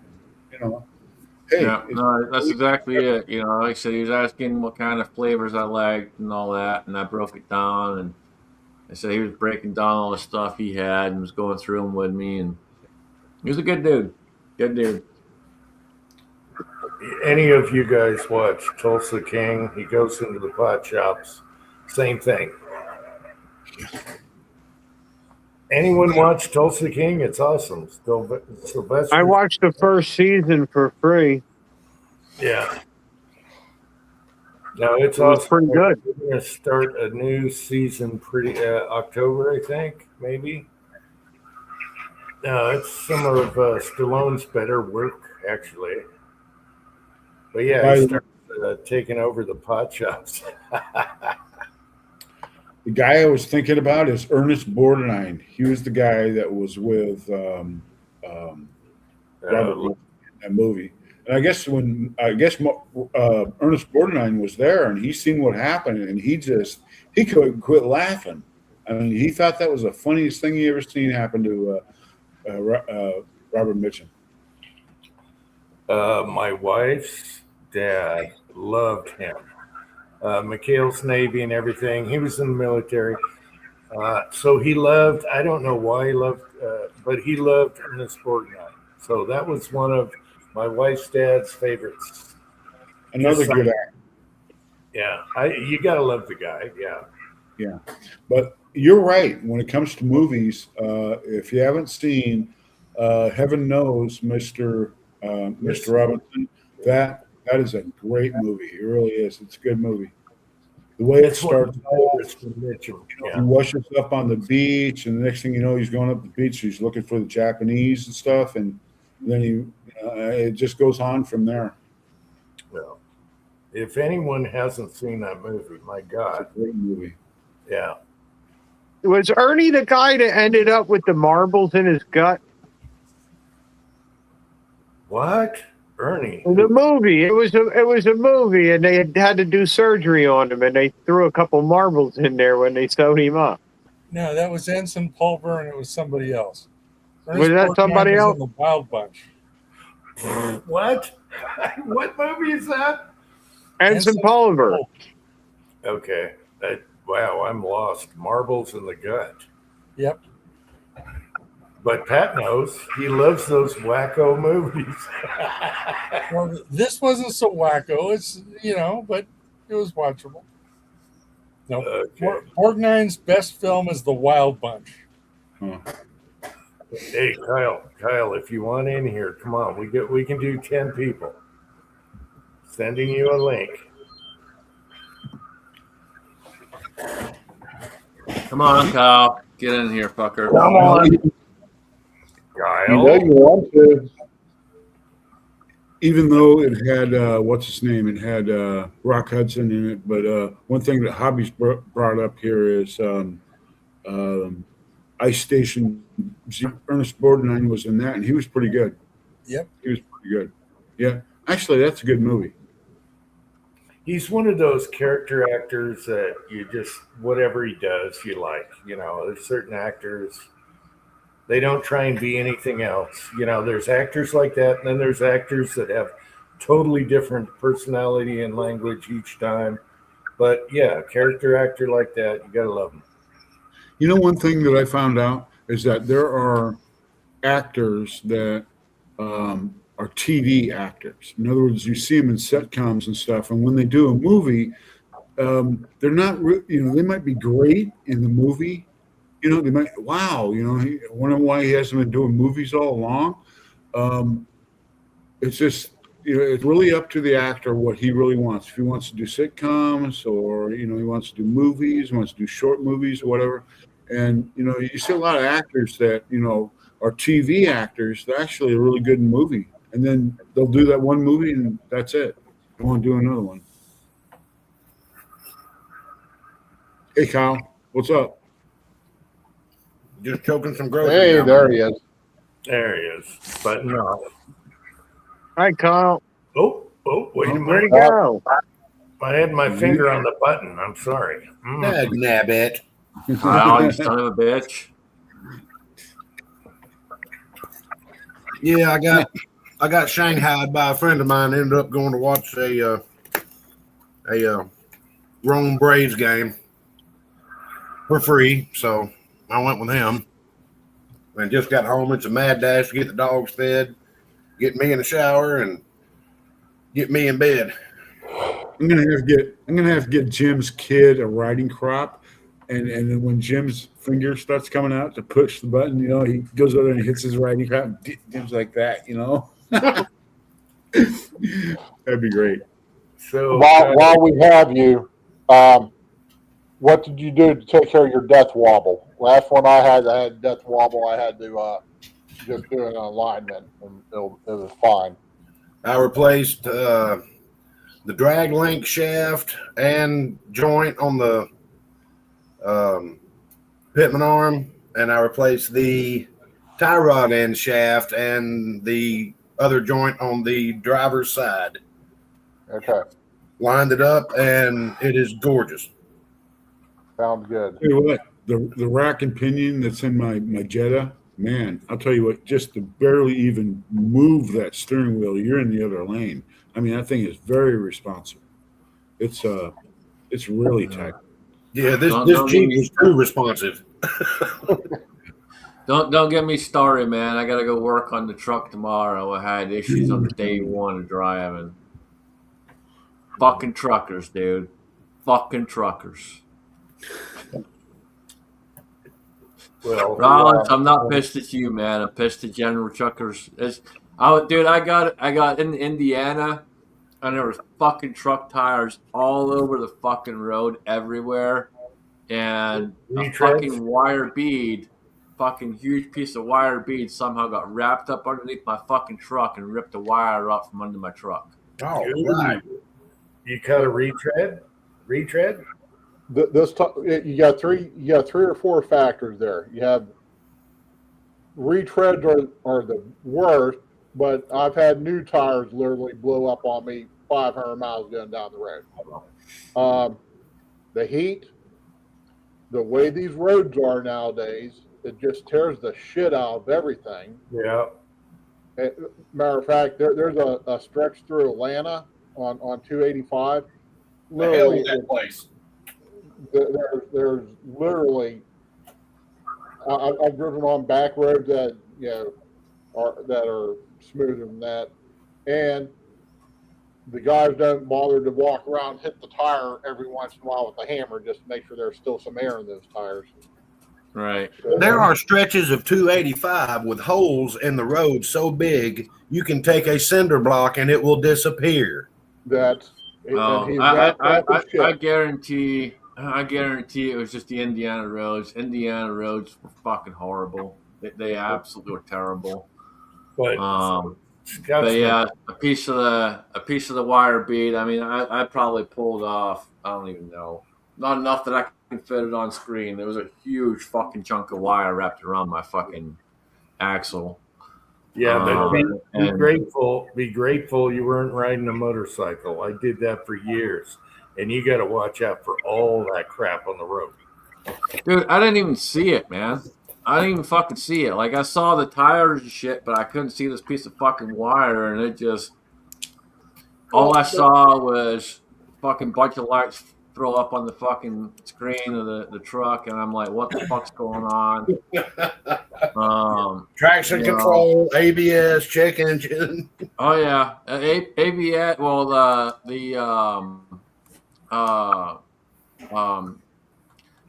crash sensor was the first one, then the ABS, and then the what's the other one? The frickin'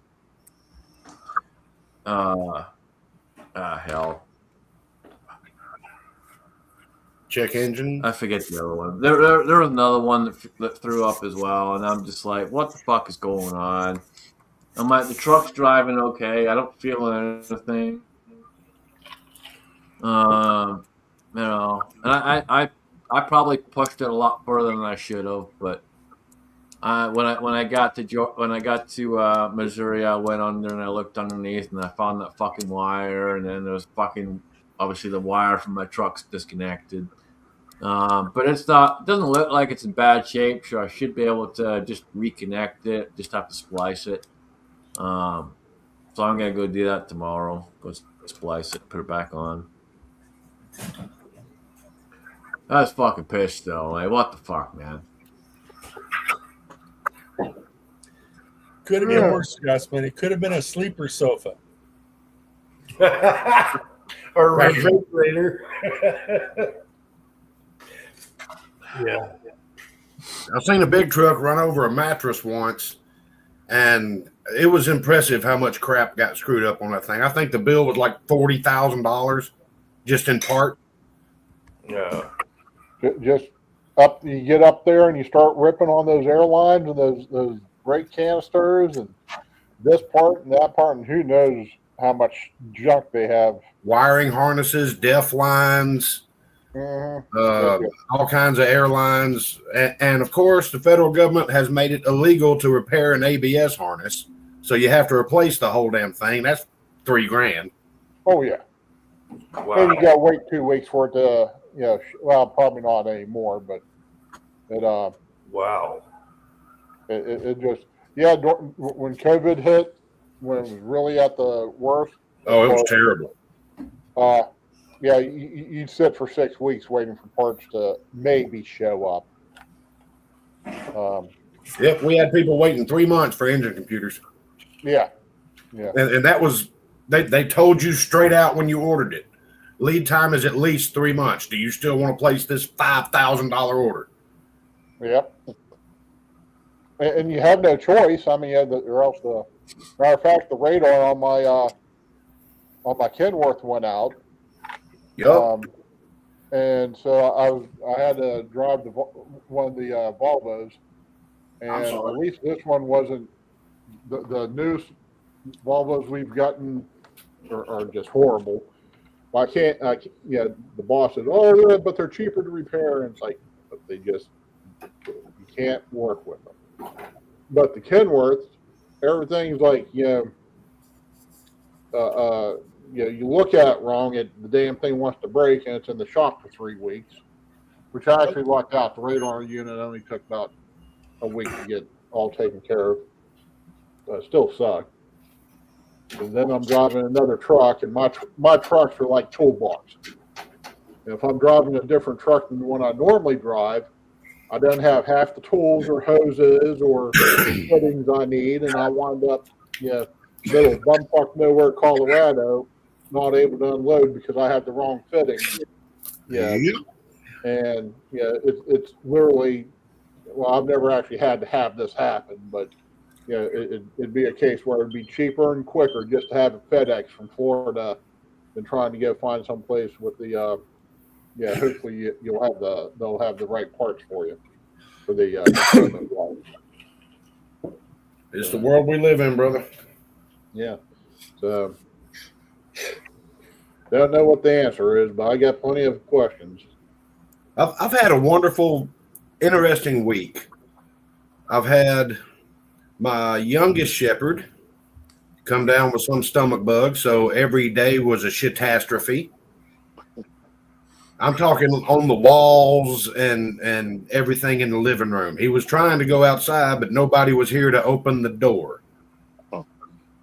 So that was a $200 vet bill and nothing but a bunch of pills that you can't give them all at one time for a week and a half. And then my baby girl, Baloo, got a case of them. So my living room's been covered in pee pads. Oh, no. For about a week and a half. We went out on a Jeep ride, and while the dogs were playing in the creek with the wife, I'm out walking around smoking a cigarette and drinking a beer, and I stepped in this, looked to me to be a dried up mud hole, but it was not, and I slipped, threw my back out, had to go get shots in my back, and so I haven't had a full day of work since last Tuesday. I'll make it about as long as I can, and then I have to come home and lay down. And I was in the middle of laying down when my buddy showed up and said, "Come on, it's Jersey night. Let's go watch the Rome Braves and get us a jersey." I was like, "Ah." He said, "I'm buying." I'm like, "Okay, beer too?" He said, "Yep." I'm like, "Okay, I'm in." Okay, yeah. You'll put up with a little pain for free beer, free jersey. Yeah, I left work today. And don't forget at noon. Don't forget you got bit last week. Do what? Don't forget you got bit last week. I saw the little mosquito bite. Oh. maybe I gave Baloo the shits. I don't know. Well, here's the thing, though. You might as well either go to work or go to the game or whatever, because you're going to be in pain. So you might as well be in pain either making money or enjoying, at least seeing something interesting happen. Yeah, I left work at about noon and came home and relaxed on an ice pack or 12. And then Cliff showed up. And we had this plan, but I forgot that today was Saturday because to me it's Tuesday. Mm-hmm. And he comes pulling up. I'm like, "What the hell is he doing here?" I'm like, "Oh, crap. Look, I got to put some clothes on." But we got our jerseys. He actually got two of them. He had a bunch of unused tickets, and he went through the line twice. Which, I mean, is fair enough. He had extra tickets because some people didn't show up. So he's like, "I'm just going to tell him I left something in the car and get back in a different line and get me another jersey." So he's got two of them now, so he's good. I got one, so we're all right. Sitting here waiting on all the food. I was in a hurry to warm up real quick to cool off so I can eat it. Never-ending damn struggle over here. There you go. The dogs seem to be okay. I'm trying to get the pool back in decent shape for when the wife gets here tomorrow, because we had some storms blow through, and there's half a muscadine vine laying in the pool, the leaves and stuff. So I got my little robot out there doing its thing. I'll turn it back on in the morning when I let them out. And everything should be pretty much okay when she gets back. If not, I'll deal with that then. Yeah. It still won't be okay, but you just go shake your head and go. Yeah, it is what it is, and let the left side drag. I don't know what day. Yep. So Jim, I saw my comment about the electrical conduit. Yeah. It makes sense. Most of them stick out. I'm looking at one right now we installed, but this is a different kind of conduit. I think what you're talking about has to be like 1.5 inches or bigger. Well, it's about as big as your forearm, yeah. Okay. Because they've got some of those. That's what they use to put the couplers in and all that stuff, and that just syncs them together. Yeah, it makes sense because they have boxes of them. So yeah, and for it to be that many in one box, that's obviously like a contractor pack or something. Yep. That's what I came up with. Mm-hmm. And then I finished watching the video, and those look like battle belt suspenders for old Alice webbed battle belts. Yeah, I was thinking it was one of them for the BAR. You know, they made that steel cup-like thing that you could put the buttstock in when you were advancing and hip firing. The old Alice battle belts had D-rings in the belts, and those clips would hook onto those D-rings. That's what you'd have like your machete or your knife, your canteen, your butt pack with your rations or whatever in it. And that would help your shoulders support that weight instead of your hips. That's what that looked like to me. That's one thing, brake spoon. I got a really good reply about that because his parents were in the military. They used them. He still has some. And it's to hold the belt when you got a bunch of gear on. Okay, so he came up with the same thing. Everything. Yeah. I saw you put a video up, said questions answered, but I just have got home. You put that video up while I was at the Braves game, and that wasn't happening.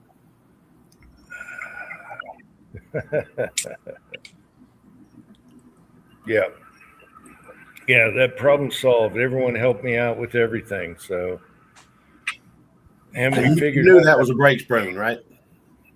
Huh? You knew that was a brake spoon, right? That Craftsman thing. Yeah. Okay. Drum brakes. Yeah, I was about to say if you don't know what those are and you have something with drum brakes, you need to learn how to use it because it's past time. That and the spring tool. I do not like drum brakes. I'm sorry. There's a nice spring tool that makes it. There's a nice spring tool that makes everything easier. Everyone did the oof boom. But screw drum brakes. It's like a big pair of pliers with a hook on one end and a spoon on the other, and it's like all you need is that one tool and a brake spoon, and you can do what you need to do. Is that the tool you're talking about? Well, they actually have a nice one for springs now, but that's not when people were doing it. Back in the day. Pat probably did a few. Yeah, screwdriver and a hammer. I know they came up with a new brake shoe design. There you go. I think it was the Chevy Colorado. You could not get those brakes on and off of that truck without this tool. It was ridiculous. I've got all kinds of drum brake tools, and I after about 3 hours, I gave up. I said, "Just tow the sumbitch. I don't know what to tell you. I can't put it back together." See, my problem with drum brakes is I had 9-inch drums on the front of my Nova. Okay. And you want to talk about you make one stop from 100. That's it. Yeah, that's your last one. Absolutely. Yep. I used to race home from work every day, and I rolled through a 4-lane intersection one time. Wee. Yeah, they just won't stop. Yeah. So from then I've on, never ever liked drum brakes. Never will. Well, it kept you on your toes. You never knew which way it was going to pull when you stabbed that brake pedal. The greatest thing invented was disc brakes because the drum brakes are so complicated. They got so much crap. And then you got the tensioner and everything. It's just Then you had the little star thing. You used to have to reach in to the little window there on the other side of the. Yeah, that's what the spoon's for. So, That's what that. Yeah, that's what that's That's, for. that's why you yeah, put it the in book wouldn't reverse hit and at make the a same couple time. stops. It's crazy. Yeah, yeah. I've done brakes like that before. And another thing, always replace the backing plate springs. Because when them fuckers get too much heat and they die, your brakes just lay open. Like a built-fit machine gun. My favorite is, back in when I had my 63, they had single cylinder master cylinders. And when you'd pop a wheel cylinder, that was it. No, yeah, the doubles, man, yeah, that is so scary. I'm sure it had a lot of cars with singles, but it's so scary now that you think about it, because when they go, you're done. Mhm. You don't have a backup. Well, you've got your emergency brake pedal. If Yeah, it's- downshipping. Yeah, good luck with that. Yeah. Yep. And then when you replace the shit and you got to bleed your brake, you got to be careful not to shove your master cylinder past where it's been worn into, or you fuck the rings up on it, and now your master cylinder leaks. Isn't this great? I hate working on cars. Me Fucking hate too. it. Well, I don't do it. Same here. Yeah, disc brakes for the win. Well, My back in hands- the old days, that was a neat thing. That the like on a '64 Impala for 1958 through '64, it's the same brake setup except the left and right lower control arms are switched as a Corvette. So you could just go grab Corvette brake parts, no problem. And the other thing that was neat was the on the Impalas, the brake master cylinder and booster assembly was the same as a G-Van. So you could get a G20 master cylinder and brake booster mounted up on your Impala because they were the same as the van. They kept them around forever. GM was great because a lot of parts were interchangeable, where other companies, they're specific to that model. And GM, they covered a lot of parts. They went with everything, So Yeah, well, it wouldn't be the same in the catalog. I was a parts man, but you went to the wrecking yard, and I've seen this before. I know what this is. Yeah. So yeah, you could do the dual chamber master cylinder or the booster brackets, whole 9 yards. Just pull it off a G-Van, and then you had to do a adjustable proportioning valve, and that was it. GM was great about using the exact same stuff and just putting a different top on it. Yep. It's the same shit from 1946 to 73 to 87. It's all the same stuff.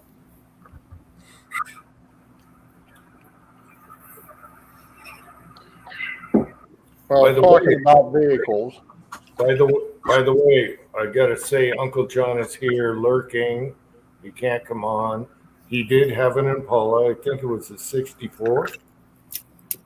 And so I got to mention Uncle John is here. All right. Hi, Uncle John. Hello, you fucking lurker.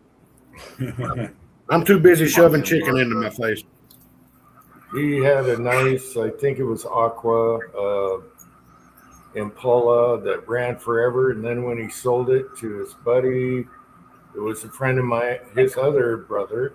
That thing ran, he found out later, that thing ran forever after he sold it to him. Yeah.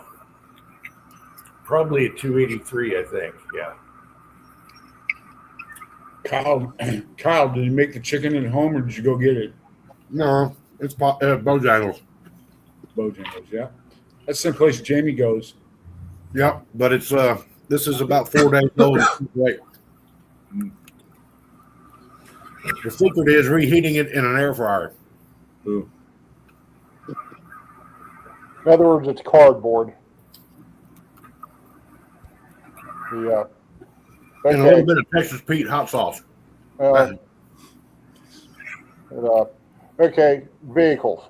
Susie's dash being repaired. Well, they also did an inspection on the engine.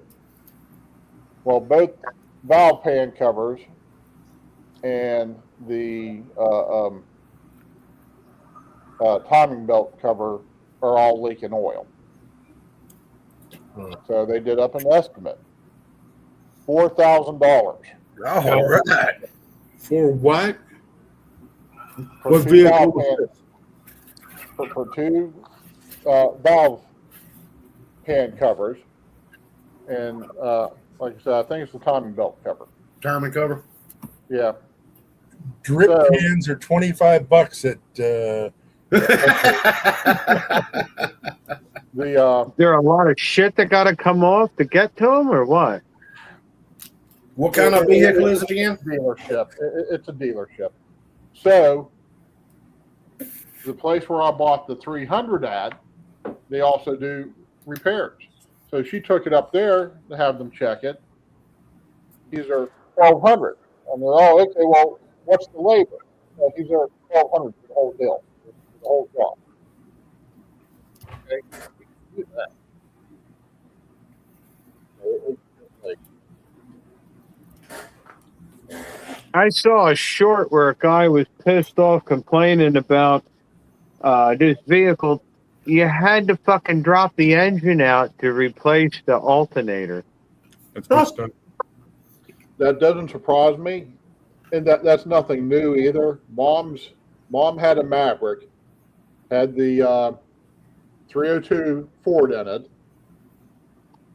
and to get to the rear spark plug on the passenger side, the right hand side, you had to drop the headers and you had to lift the engine to get down in there to pull that plug. That was 19, it was like a 1978, 79 Maverick. Nifty little car. but there's always a way. I had that same 63 Nova that busted the wheel cylinder and all sorts of fun stuff. That thing, I put a 283 in it, and the spark plugs on the passenger side were right up against the wall. There's no way. But if you ground down a wrench and then shortened a socket, you could just get that sucker in there. And I had to change the plugs on that at least once a week. I was about to say every week. Of course. Yeah, I mean, there's always ways to do things, man. It's, you may have to modify a tool or whatever to make it work, but there's always ways to do stuff. Oh yeah. My old my very first Tacoma, they were saying you had to pull this and pull that, change the lights and all this other shit to do it.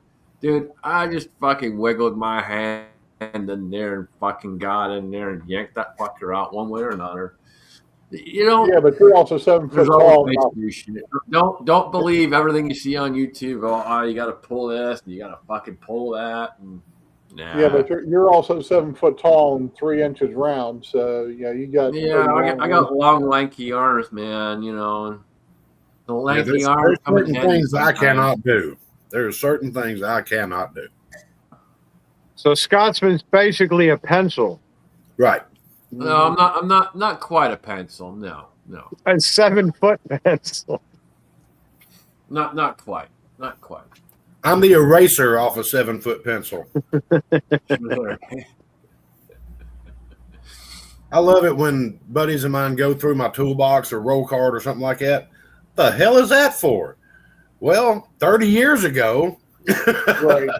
I was in a predicament where I needed a 12 millimeter 90-degree wrench that was ground down to nothing. And then I drilled a hole in it where I could put a screw in it. I think we all have tools that were a one-time use tool that we still have today. I know I've got plenty of them. I remember when I was writing service, every mechanic worth a damn beat flat rate. and they didn't do it clean. And I had to tell them, look, you can do whatever you want. Just make sure the story is by the GM procedure, but Right. do whatever you want as long as you can get it done. I spend more time writing the stories than I did working on a damn car. Yeah.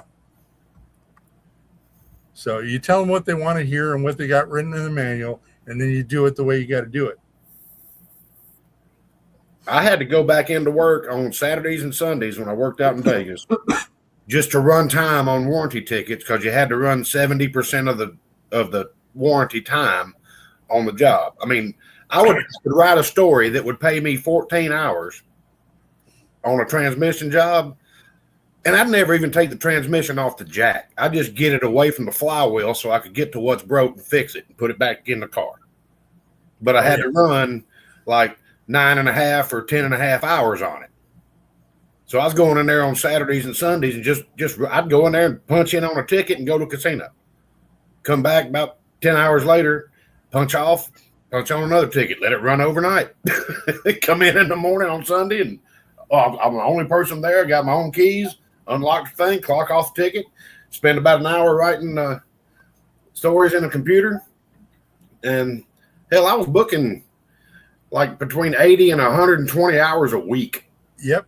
I had a mechanic just like that. We had to hire him a phantom helper. Yes. Yeah. To just so that, you know, there were he was flagging more hours than there were in the day.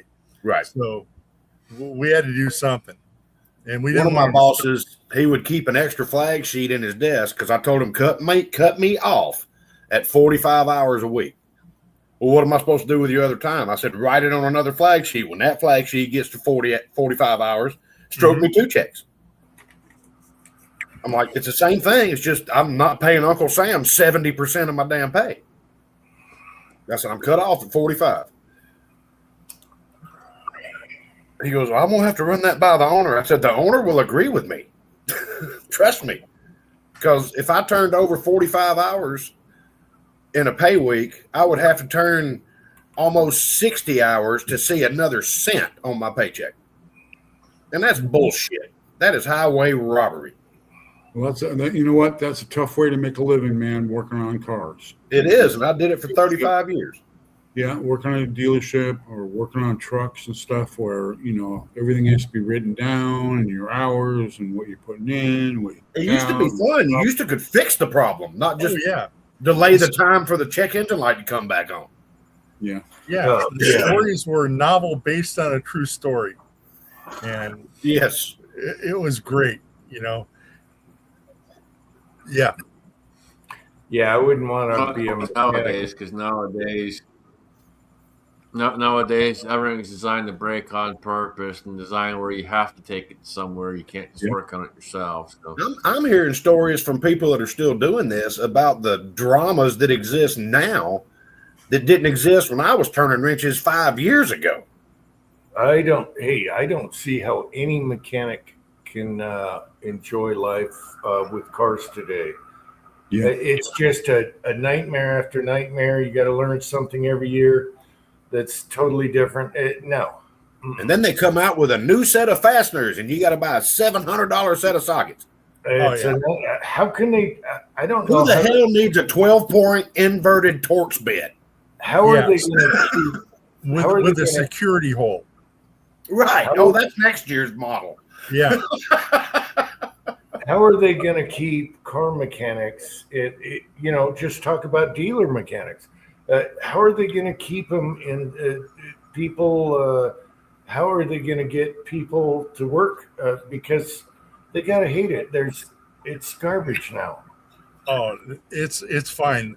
Sylvia is a warranty administrator, so I'll get I'm a former warranty administrator, so she's on the factory side and I'm on the piracy side, basically covered. So she'll come up with a question. I got this RO here and and blah, blah, and there's an extra part on it or whatever. Anyway, I've always got to cover for the mechanics. But the thing is, if your creative writing skills are halfway decent, you get what you have coming to you all the time, every time. And if the I can tell factory you a screws simple you, warranty AC job, a warranty AC job. I can word my stories correct enough where I can get paid, I don't know, 7.5 hours to do 45 minutes worth of work. oh yeah. Oh, it was all the time. I mean, I was famous for that. You know, I remember I almost got in a fist fight with an auditor one time. But like for my mechanics, the labor time guy to pay half hour for wiring repair. And I thought that was bullshit. And so when they'd do a connector on a harness, I made sure they got a half hour for every wire. You want to be my warranty administrator? What's that? You want to be my warranty administrator? Because you get it. Oh yeah. I mean the thing that got me when I was a parts man, you know, the factory over here in LA, they closed the Camaro factory, and all these dirtbag pieces of shit ended up working at the parts warehouse. And they'd put the left side in the right hand box, and they'd play soccer with the parts before they'd ship them out. And I'd be the parts guy taking the heat every fucking day for these bastards. Yep. So when I became a warranty administrator, I put it to them with every ticket I saw on my desk. It was, this is my chance to get even, and I don't owe them nothing. Right. I got, it was a very special part, apparently, from Cummins diesel engines. Mm-hmm. And it was when they first came out with a different style engine. And these things were bad about this one timing gear just exploding. And due to other reasons is why it exploded. And I ordered the same part for one of those, it has to go today customers 7 times before I got the right part. I ended up calling the Cummins warehouse. And I said, this part number. And they're like, yeah, we showed 20 of them. I said, go grab one. And then open the box and tell me the part number on the gear. Well, that's not the right part number. I said, grab another one. I said, because I'm up to 6 already. I want to make sure I get the right one now. Because I've had my ass chewed for a week straight about ordering the wrong shit. Oh, that one's wrong too. Well, that one's wrong.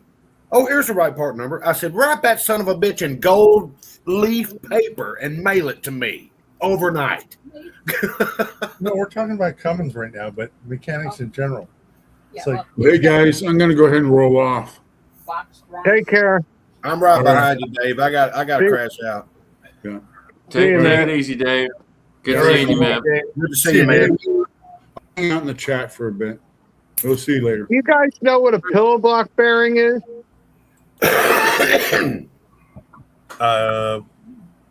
on a car or on a conveyor Well, belt? it's on machinery. On machinery. It's got a base with maybe 4 bolts that hold it down, and it's half of the casting, and then it's got a cap that goes over it and a roller bearing in the center for a shaft. We had a crane where every fucking week we were up there replacing pillow block bearings. Got so bad, we called it the cog, half dog, half cow. Moo. Turned out that the storeroom fuckers looked at these pillow block bearings, and there was 2 kinds. 2 different part numbers, and they're like, well, why is there 2 different part numbers? Fuck it, we'll just put one in there. One's a float, and one's a thrust. So they eliminated the thrust, and it was all float bearing. So the shaft would just move too fucking far and knock everything out. Mm-hmm. And it took looking at the print, seeing the part numbers, and fucking going to the storeroom. What the fuck happened to this part number? Yep. And this went on for like a year and a half. How can pillow block bearings be complicated? And you can't be the only person that had that problem either. Yeah, Well, and you know, to look at it, you couldn't tell it from the outside. You couldn't tell the difference from it. Well, you know, it's crazy to me. So I work with hydraulic presses and shit, and you know, we were having an issue with one of the presses probably about 2 or 3 months ago now, where the one sensor wasn't picking up if a part was there or not there, just kept showing that there was always a fucking part. And so the RAM would try to go no matter what. And you're Which is a problem, obviously, because if the part fell the wrong way, it's still trying to fucking push it in there anyway. So that's something where, you know, I'm supposed to fix what I can fix. That's a little beyond the scope of what I'm able to do, right? So for contact maintenance comes over. You know, I'd already replaced the sensor itself, already went through my different checks with the machine and all the rest of it. So they go through and they switch up one of the cables, and then we try that. I get like half dozen parts or so, and then it fucks up again and it's not running right. Something else happened. We shut down for a week on that press, and then we came back to the week later, and we're fucking dealing with the same issue, fucking around with it. And I suggest, well, maybe it's one of the transistors or something like that. You know, something not telling it to do what it's supposed to do.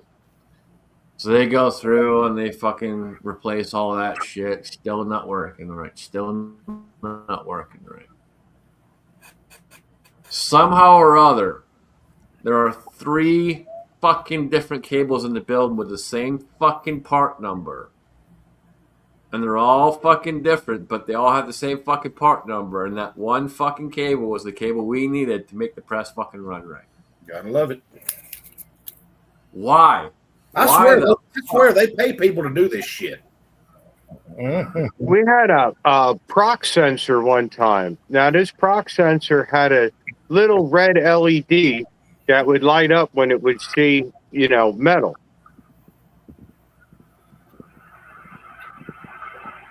And then they make the other end of it magnetic, so there's always metal on it. Am I close? Little arms.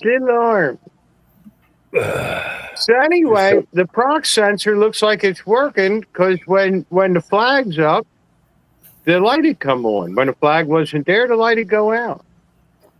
And nothing would make this shit fucking work. They taught us, they sent us to school for PLC, so I go and I look at the PLC program, and the fucking proc sensor never changes state. Here, it was broken, but the fucking light still worked. It was just replaced the proc sensor. We're looking for wiring, you know, where's it broke? What the fuck's going? Nothing. Changing out fucking cards in the PLC and shit. And here, it was the proc sensor, but that fucking idiot light was still working. Yep. I love it. That's why I'm wondering, how can they get tech to keep the guests nowadays? How do you get techs to keep up with this? Mechanics, who's going to bother? Where do you get guys like this? They're all lazy anyway. The new kids. Where do you get these techs? Well, you know, part of the new kids I don't blame is they've been taught through experience that no place gives a shit about you. You know, so they come in and they just want to do the bare minimum, get paid, and get the fuck out of there. They don't have any, you know, any get up and go to, you know, take it a little further. But they've been taught that it doesn't fucking matter. Well, my problem is that there's product problems. So let's say, I don't know, whatever gadget it is, let's say it's a master cylinder and it's leaking and the tech replaces the master cylinder. Well, the one he gets to replace it is just as bad as the one he pulled out. And 5 times of comebacks and same complaint and all the rest of the problem. No, the factory won't admit they've got a product problem.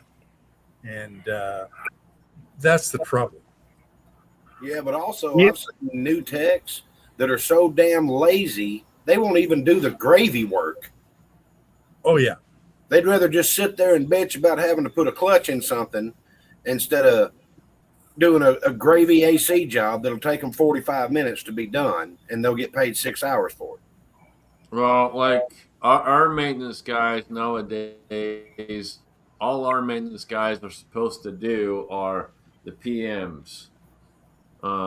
And so when you put in a call for something that's beyond the fucking PM, you got to hope you get someone that actually knows what the machine's doing, because so many of the guys that are new are just simply there to work on preventing maintenance and not actually do maintenance.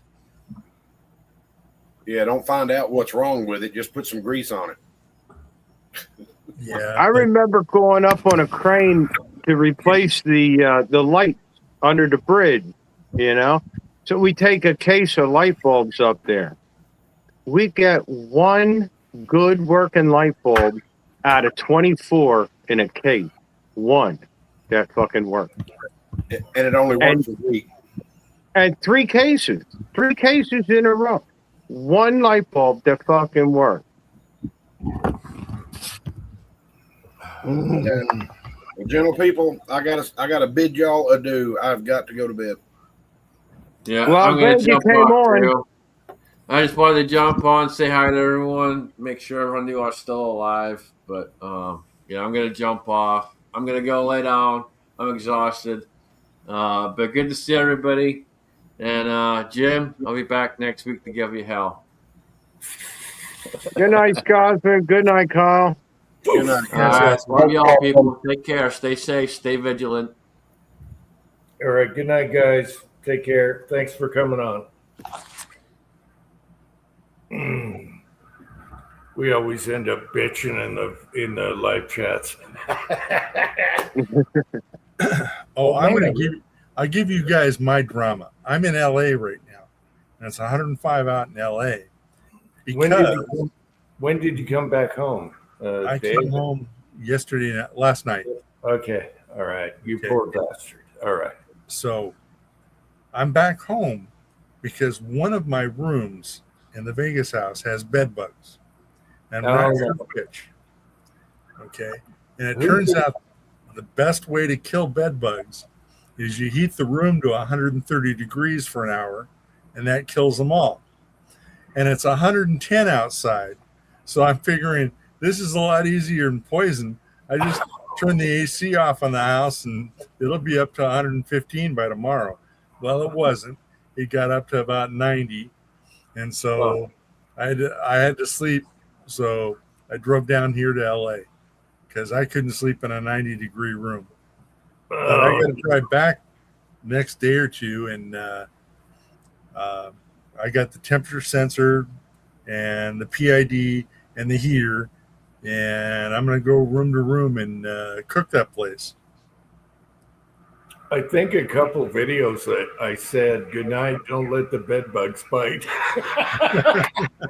Well, I don't know how many were, but my left arm got bit all up and down, and it's like, what the fuck? I didn't go outside. There's no mosquitoes, you know. There's got to be something you can spray on the cushions or whatever. Yeah, it's called DDT. It turns out that the little fuckers are really poison resistant, and heat's the only thing that get them done. If you look into the history of DDT, that was one of the main purposes of it, was to kill bed bugs, and it did a very good job of it. Oh, I'm sure it does, but I can't buy any of that shit here. No, I mean, it was hard enough getting rat poison. Yeah, isn't it like Agent Orange or something? No, bad no. There was probably a lot of shit talked about DDT, and it wasn't anywhere near as severe as they were making it out to be. I mean, there's how. Yeah. Okay. It's why all the big birds were gone for so many years. Their eggs were too fragile for them to sit on, and they'd crack. Mm-hmm. That shit got in there. It was great poison. Don't get me wrong. Raid used to have DDT in it, and it instantly killed anything.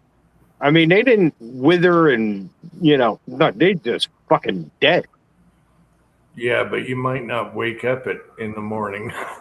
Yeah. Anyway, Jag had good advice. He used to, he says, use a steamer, Pat. He used to be a pest control guy, so he knows. If Steam I was the shit out of them.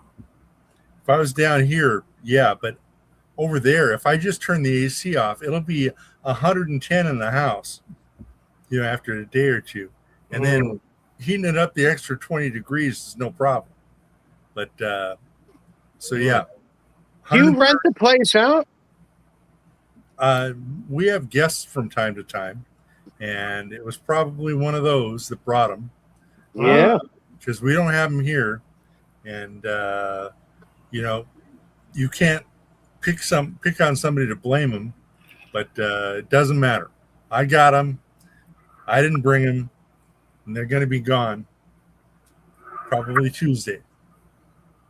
When I was a kid, they don't let the bed bugs bite. We didn't believe that bed bugs were a real fucking thing. No, I don't even know what they look like. No. What does a bed bug look like? I don't know. I'm not looking for them. The whole house is going to be sterile when I'm done. Hey, when I was a kid, my grandmother would tell you it was one of them long-haired hippie freaks. It was a bed bug. Mm-hmm. So, Pat, you're going to tent the house and just fumigate or what? What are you doing? No, it's heat. So I'm going to go room to room, heat the room up to 130 degrees for an hour. Okay. With fans going. Oh, they look like ticks? That's ew. Yuck.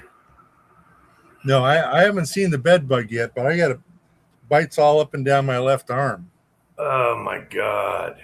Oh, they got to be ugly as hell if they look like ticks.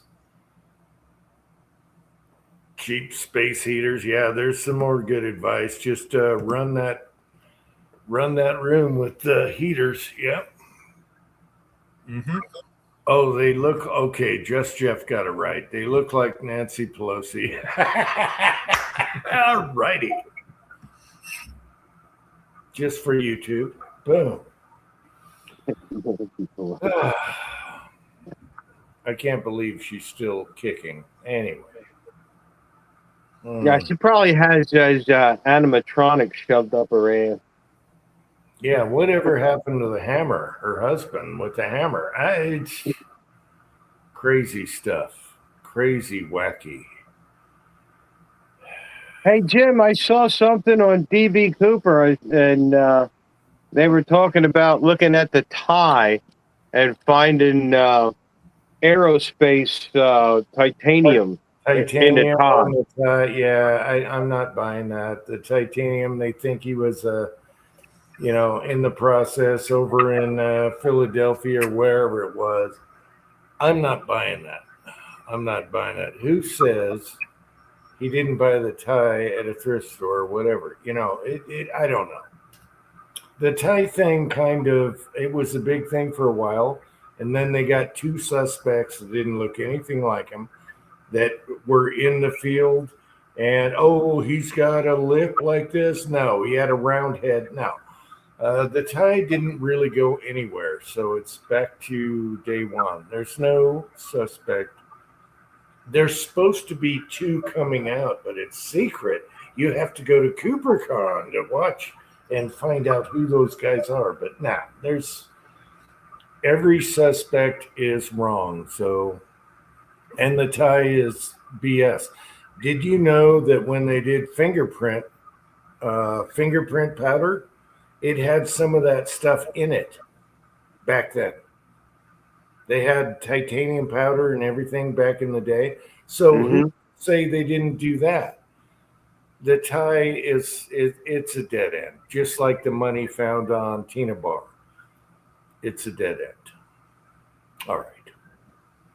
There's no Cooper suspects so far. I can tell you that. I can guarantee you that right now.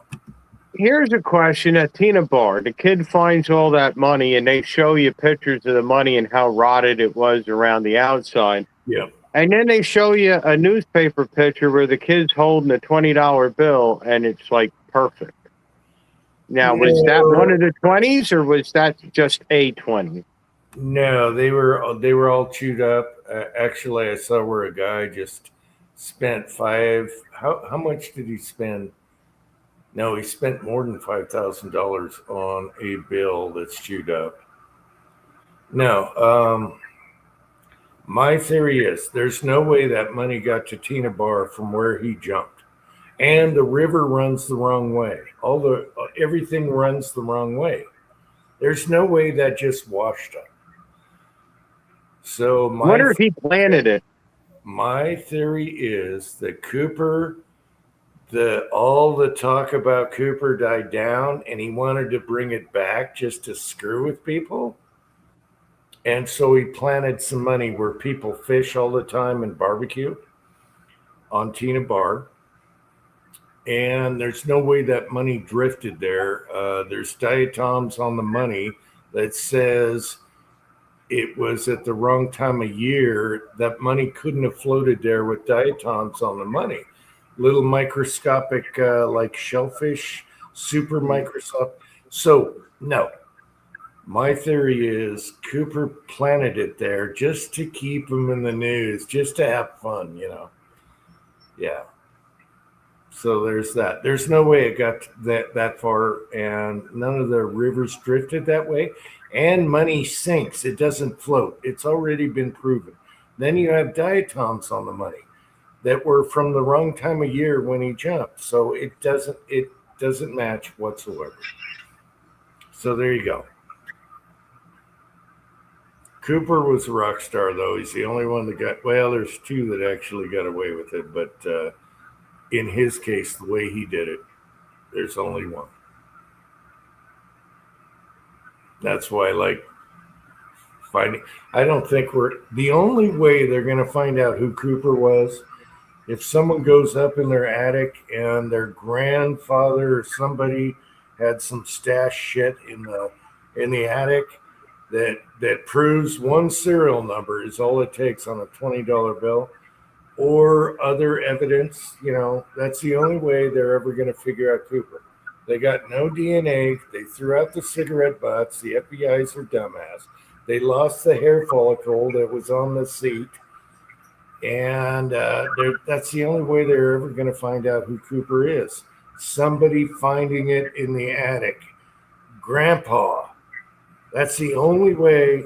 Otherwise, you'll never find it. It's amazing how fucked up the FBI can be. Well, they blew it throwing the cigarette butts out, but they didn't know about DNA back in the day. They were looking for fingerprints on it. So they said, when you're done with this, just chuck them.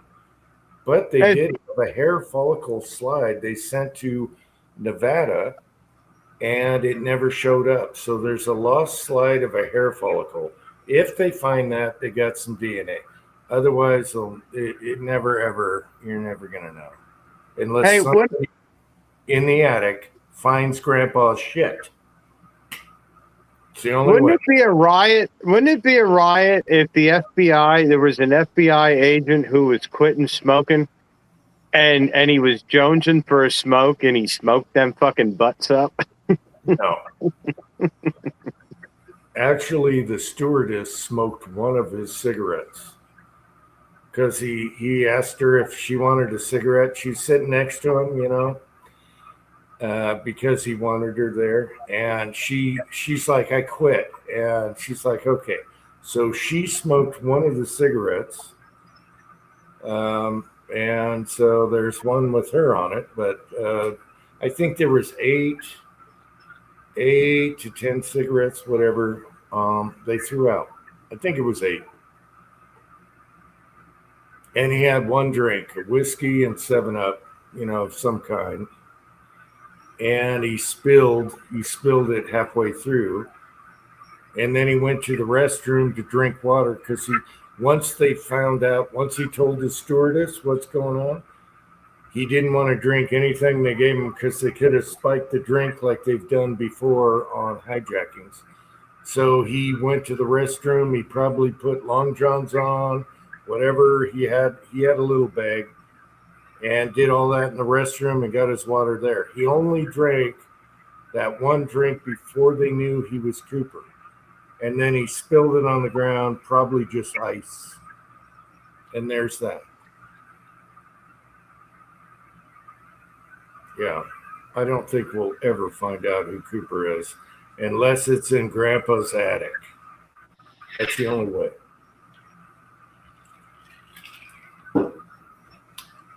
Actually, I think the guy paid $15,000 for the bill that had a serial number on it. It's all chewed up. He used to have a little one that had the serial number. It was just like a stamp, but then he upgraded to the bigger one, sold the other one. Yeah. People spend their money on anything. Well, it is a collector item. They also had the ticket. What else? There was a couple items that sold for a lot of money. Not Cooper's ticket, but people that were next to Cooper. Yeah.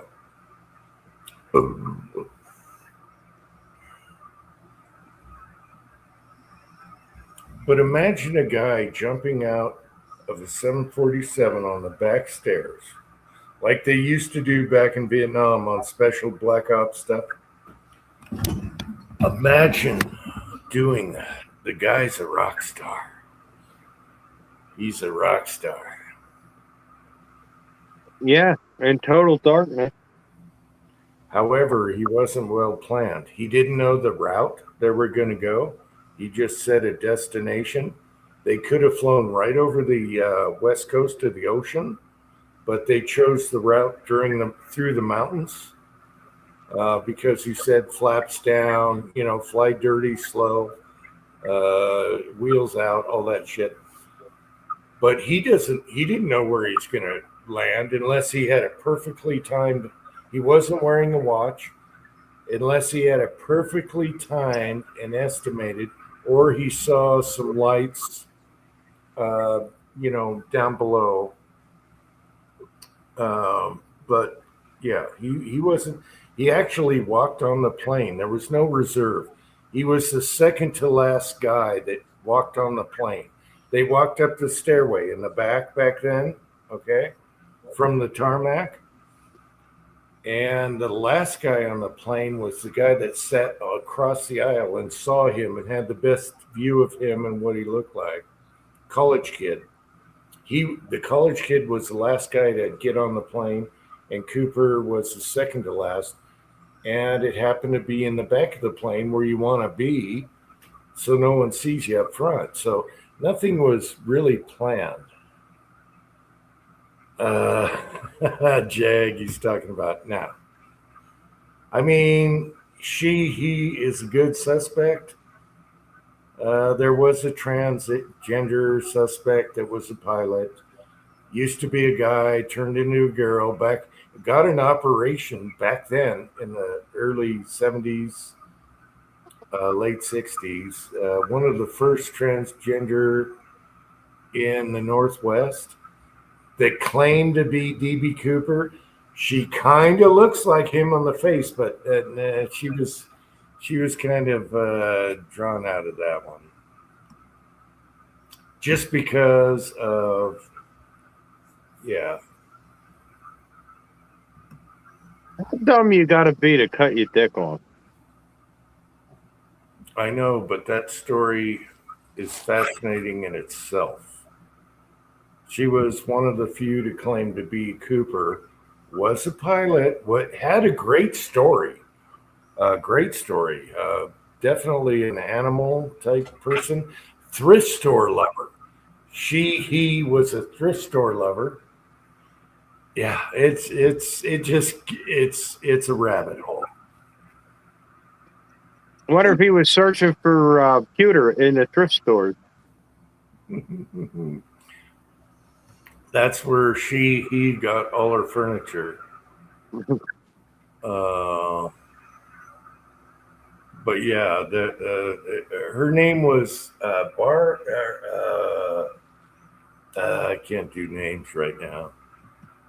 Her story, his story, him, whatever, is funny in itself. There was a couple that became friends with him, and she admitted to them that he was DB Cooper.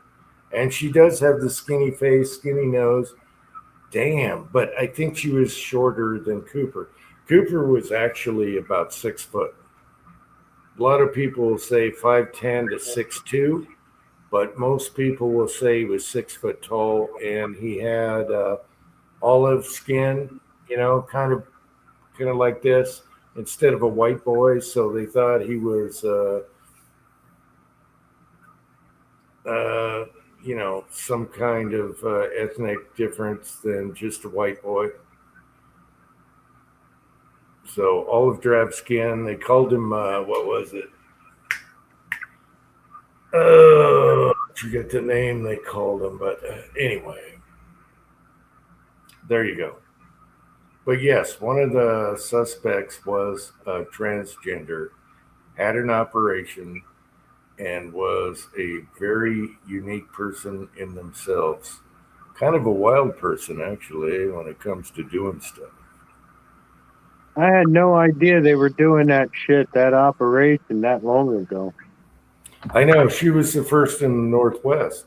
And if you look at a picture of her face, you're like, damn, that's kind of DB Cooper, but I don't know. That thing is a rabbit hole. Don't even go there. Don't even go there. But he's the only one that got away with it. No one knows what happened. I don't think he died. I think he made it easily. It wasn't as cold out as they said. It wasn't as much woods as they... Actually, where he landed, where they felt the bump when he jumped off the stairs, they felt the bump. They marked it. They timed it. They talked on the radio. He landed in an area that had like 30,000 people, and it was mostly, it was a lot of farmland. So he had a really good chance of living. And if he was from the military, like everyone was back then, he had a super good chance of making it. A singer with a... Yeah. I think he made it. I think he made it. Oh, he made it. There was a survey on paratroopers that jumped at night in the woods. I think it was not Norway. It was the Netherlands. And the survival rate was like 98%. All right. Jumping into the woods in the Netherlands in the wintertime. Yeah. So if they can do it, Cooper, obviously. Yeah. And there's copycats that jumped that never had a parachute before. They made it. All right. So McNally, he never jumped with a chute on. He had to have someone show him how to put it on. He made the jump. He didn't know where he was landing. He thought he was landing in one of the Great Lakes. Boom, he made it, but his money fell off his belt. So some farmer got it and turned it in. Takes a lot of balls to jump off a perfectly good airplane. There's actually a movie on Martin McNally already, and his story is even better than Cooper's, because the Cadillac hit the plane to try and stop it. Some drunk guy from a bar, he saw it on the news. He hit the airplane and stopped the plane. They had to go on another plane. That's a whole story in itself, and that movie is out. I think it's American Skyjacker. I don't know. Whatever. He served, how many years he served? Most of his life. Because back then it was a life sentence.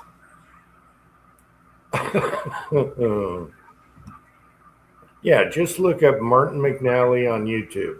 Boom. You'll see a whole different story that's even better than Cooper's. Yeah. And he was a kid, and he chopped, Pat will like this, he chopped an open bolt carbine. He chopped the barrel off and brought that, and then he had a pistol also. And he used that when people started getting uppity. You know, there's a couple guys that want to be brave, and he held them off with that. He took the money and he jumped, except for the he tied it around his waist, and the money flew off. And they only gave him front parachutes, which are reserves.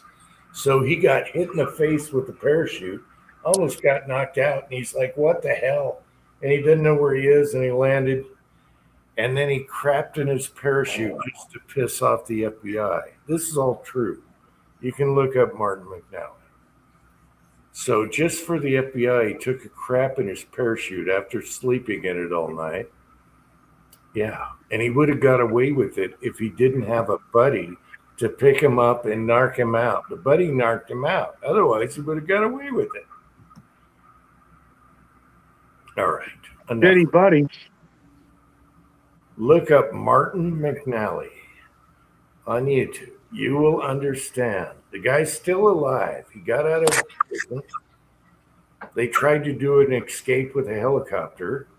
Yeah, it's that story should be a movie. It is a movie, but it's probably a B grade movie now. And he was a copycat of D.B. Cooper. Okay, guys, I'm going to call it. So, I'll see you next Friday. Yeah, we should all call it. Because I fell asleep, I know, at least twice now. All right, Rollins. Good seeing you. I'll see you guys next week. Can you say good night, Uncle Jim? Good night, Uncle Jim. Good night. Take care. Das vidanya. What'd she say? Das vidanya. And what does that mean again? It's Russian for goodbye. Oh, yes, yes. Otlично. Does she speak Russian? No. She's, Russian well, TV show. she speaks Spanish, though. All That's right. her native language. What's funny is she has a Valley Girl Mexican accent. I do not. All right. Well, tell her Otlично. That's Russian for awesome. Otlично. Chichna. No, Otlично. Otlично. There you go. That means awesome in Russian.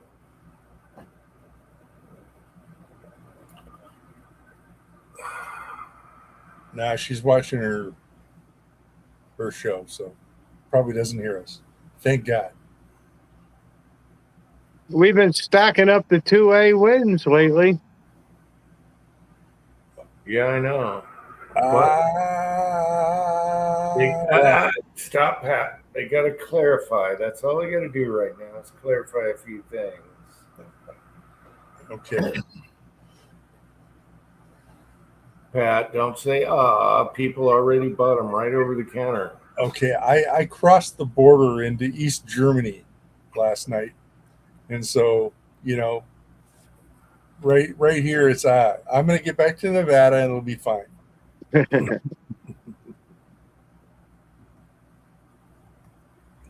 All right. Everyone in the side chat that hung on this long and everyone that came on, I love you all and I appreciate it. So are we ready to do an afoof here? Yes. Hey, one thing I want to ask you, Jim, before we get off of here. Halloween, you going to do a Halloween one? Oh, always. Halloween and Christmas are my favorites. Sounds good. However, I might not be a member of StreamYard anymore, so it'll be with ads or whatever. I think Christmas is, I'll be expired there. Yeah. Halloween's probably good. Yeah. Doesn't matter. That StreamYard ain't cheap. No, well, I got it cheap, and they probably want my ass out of there. But I think by Christmas they want me to renew, and I'm going to say no. I want it free or nothing. But Halloween's good. I'm still good for October. Coming up. It's coming up soon. Nice. Boom. He was 5 seconds away. All right. So everyone in the side chat, love y'all. You guys ready for the afoof? I'm ready. All right. And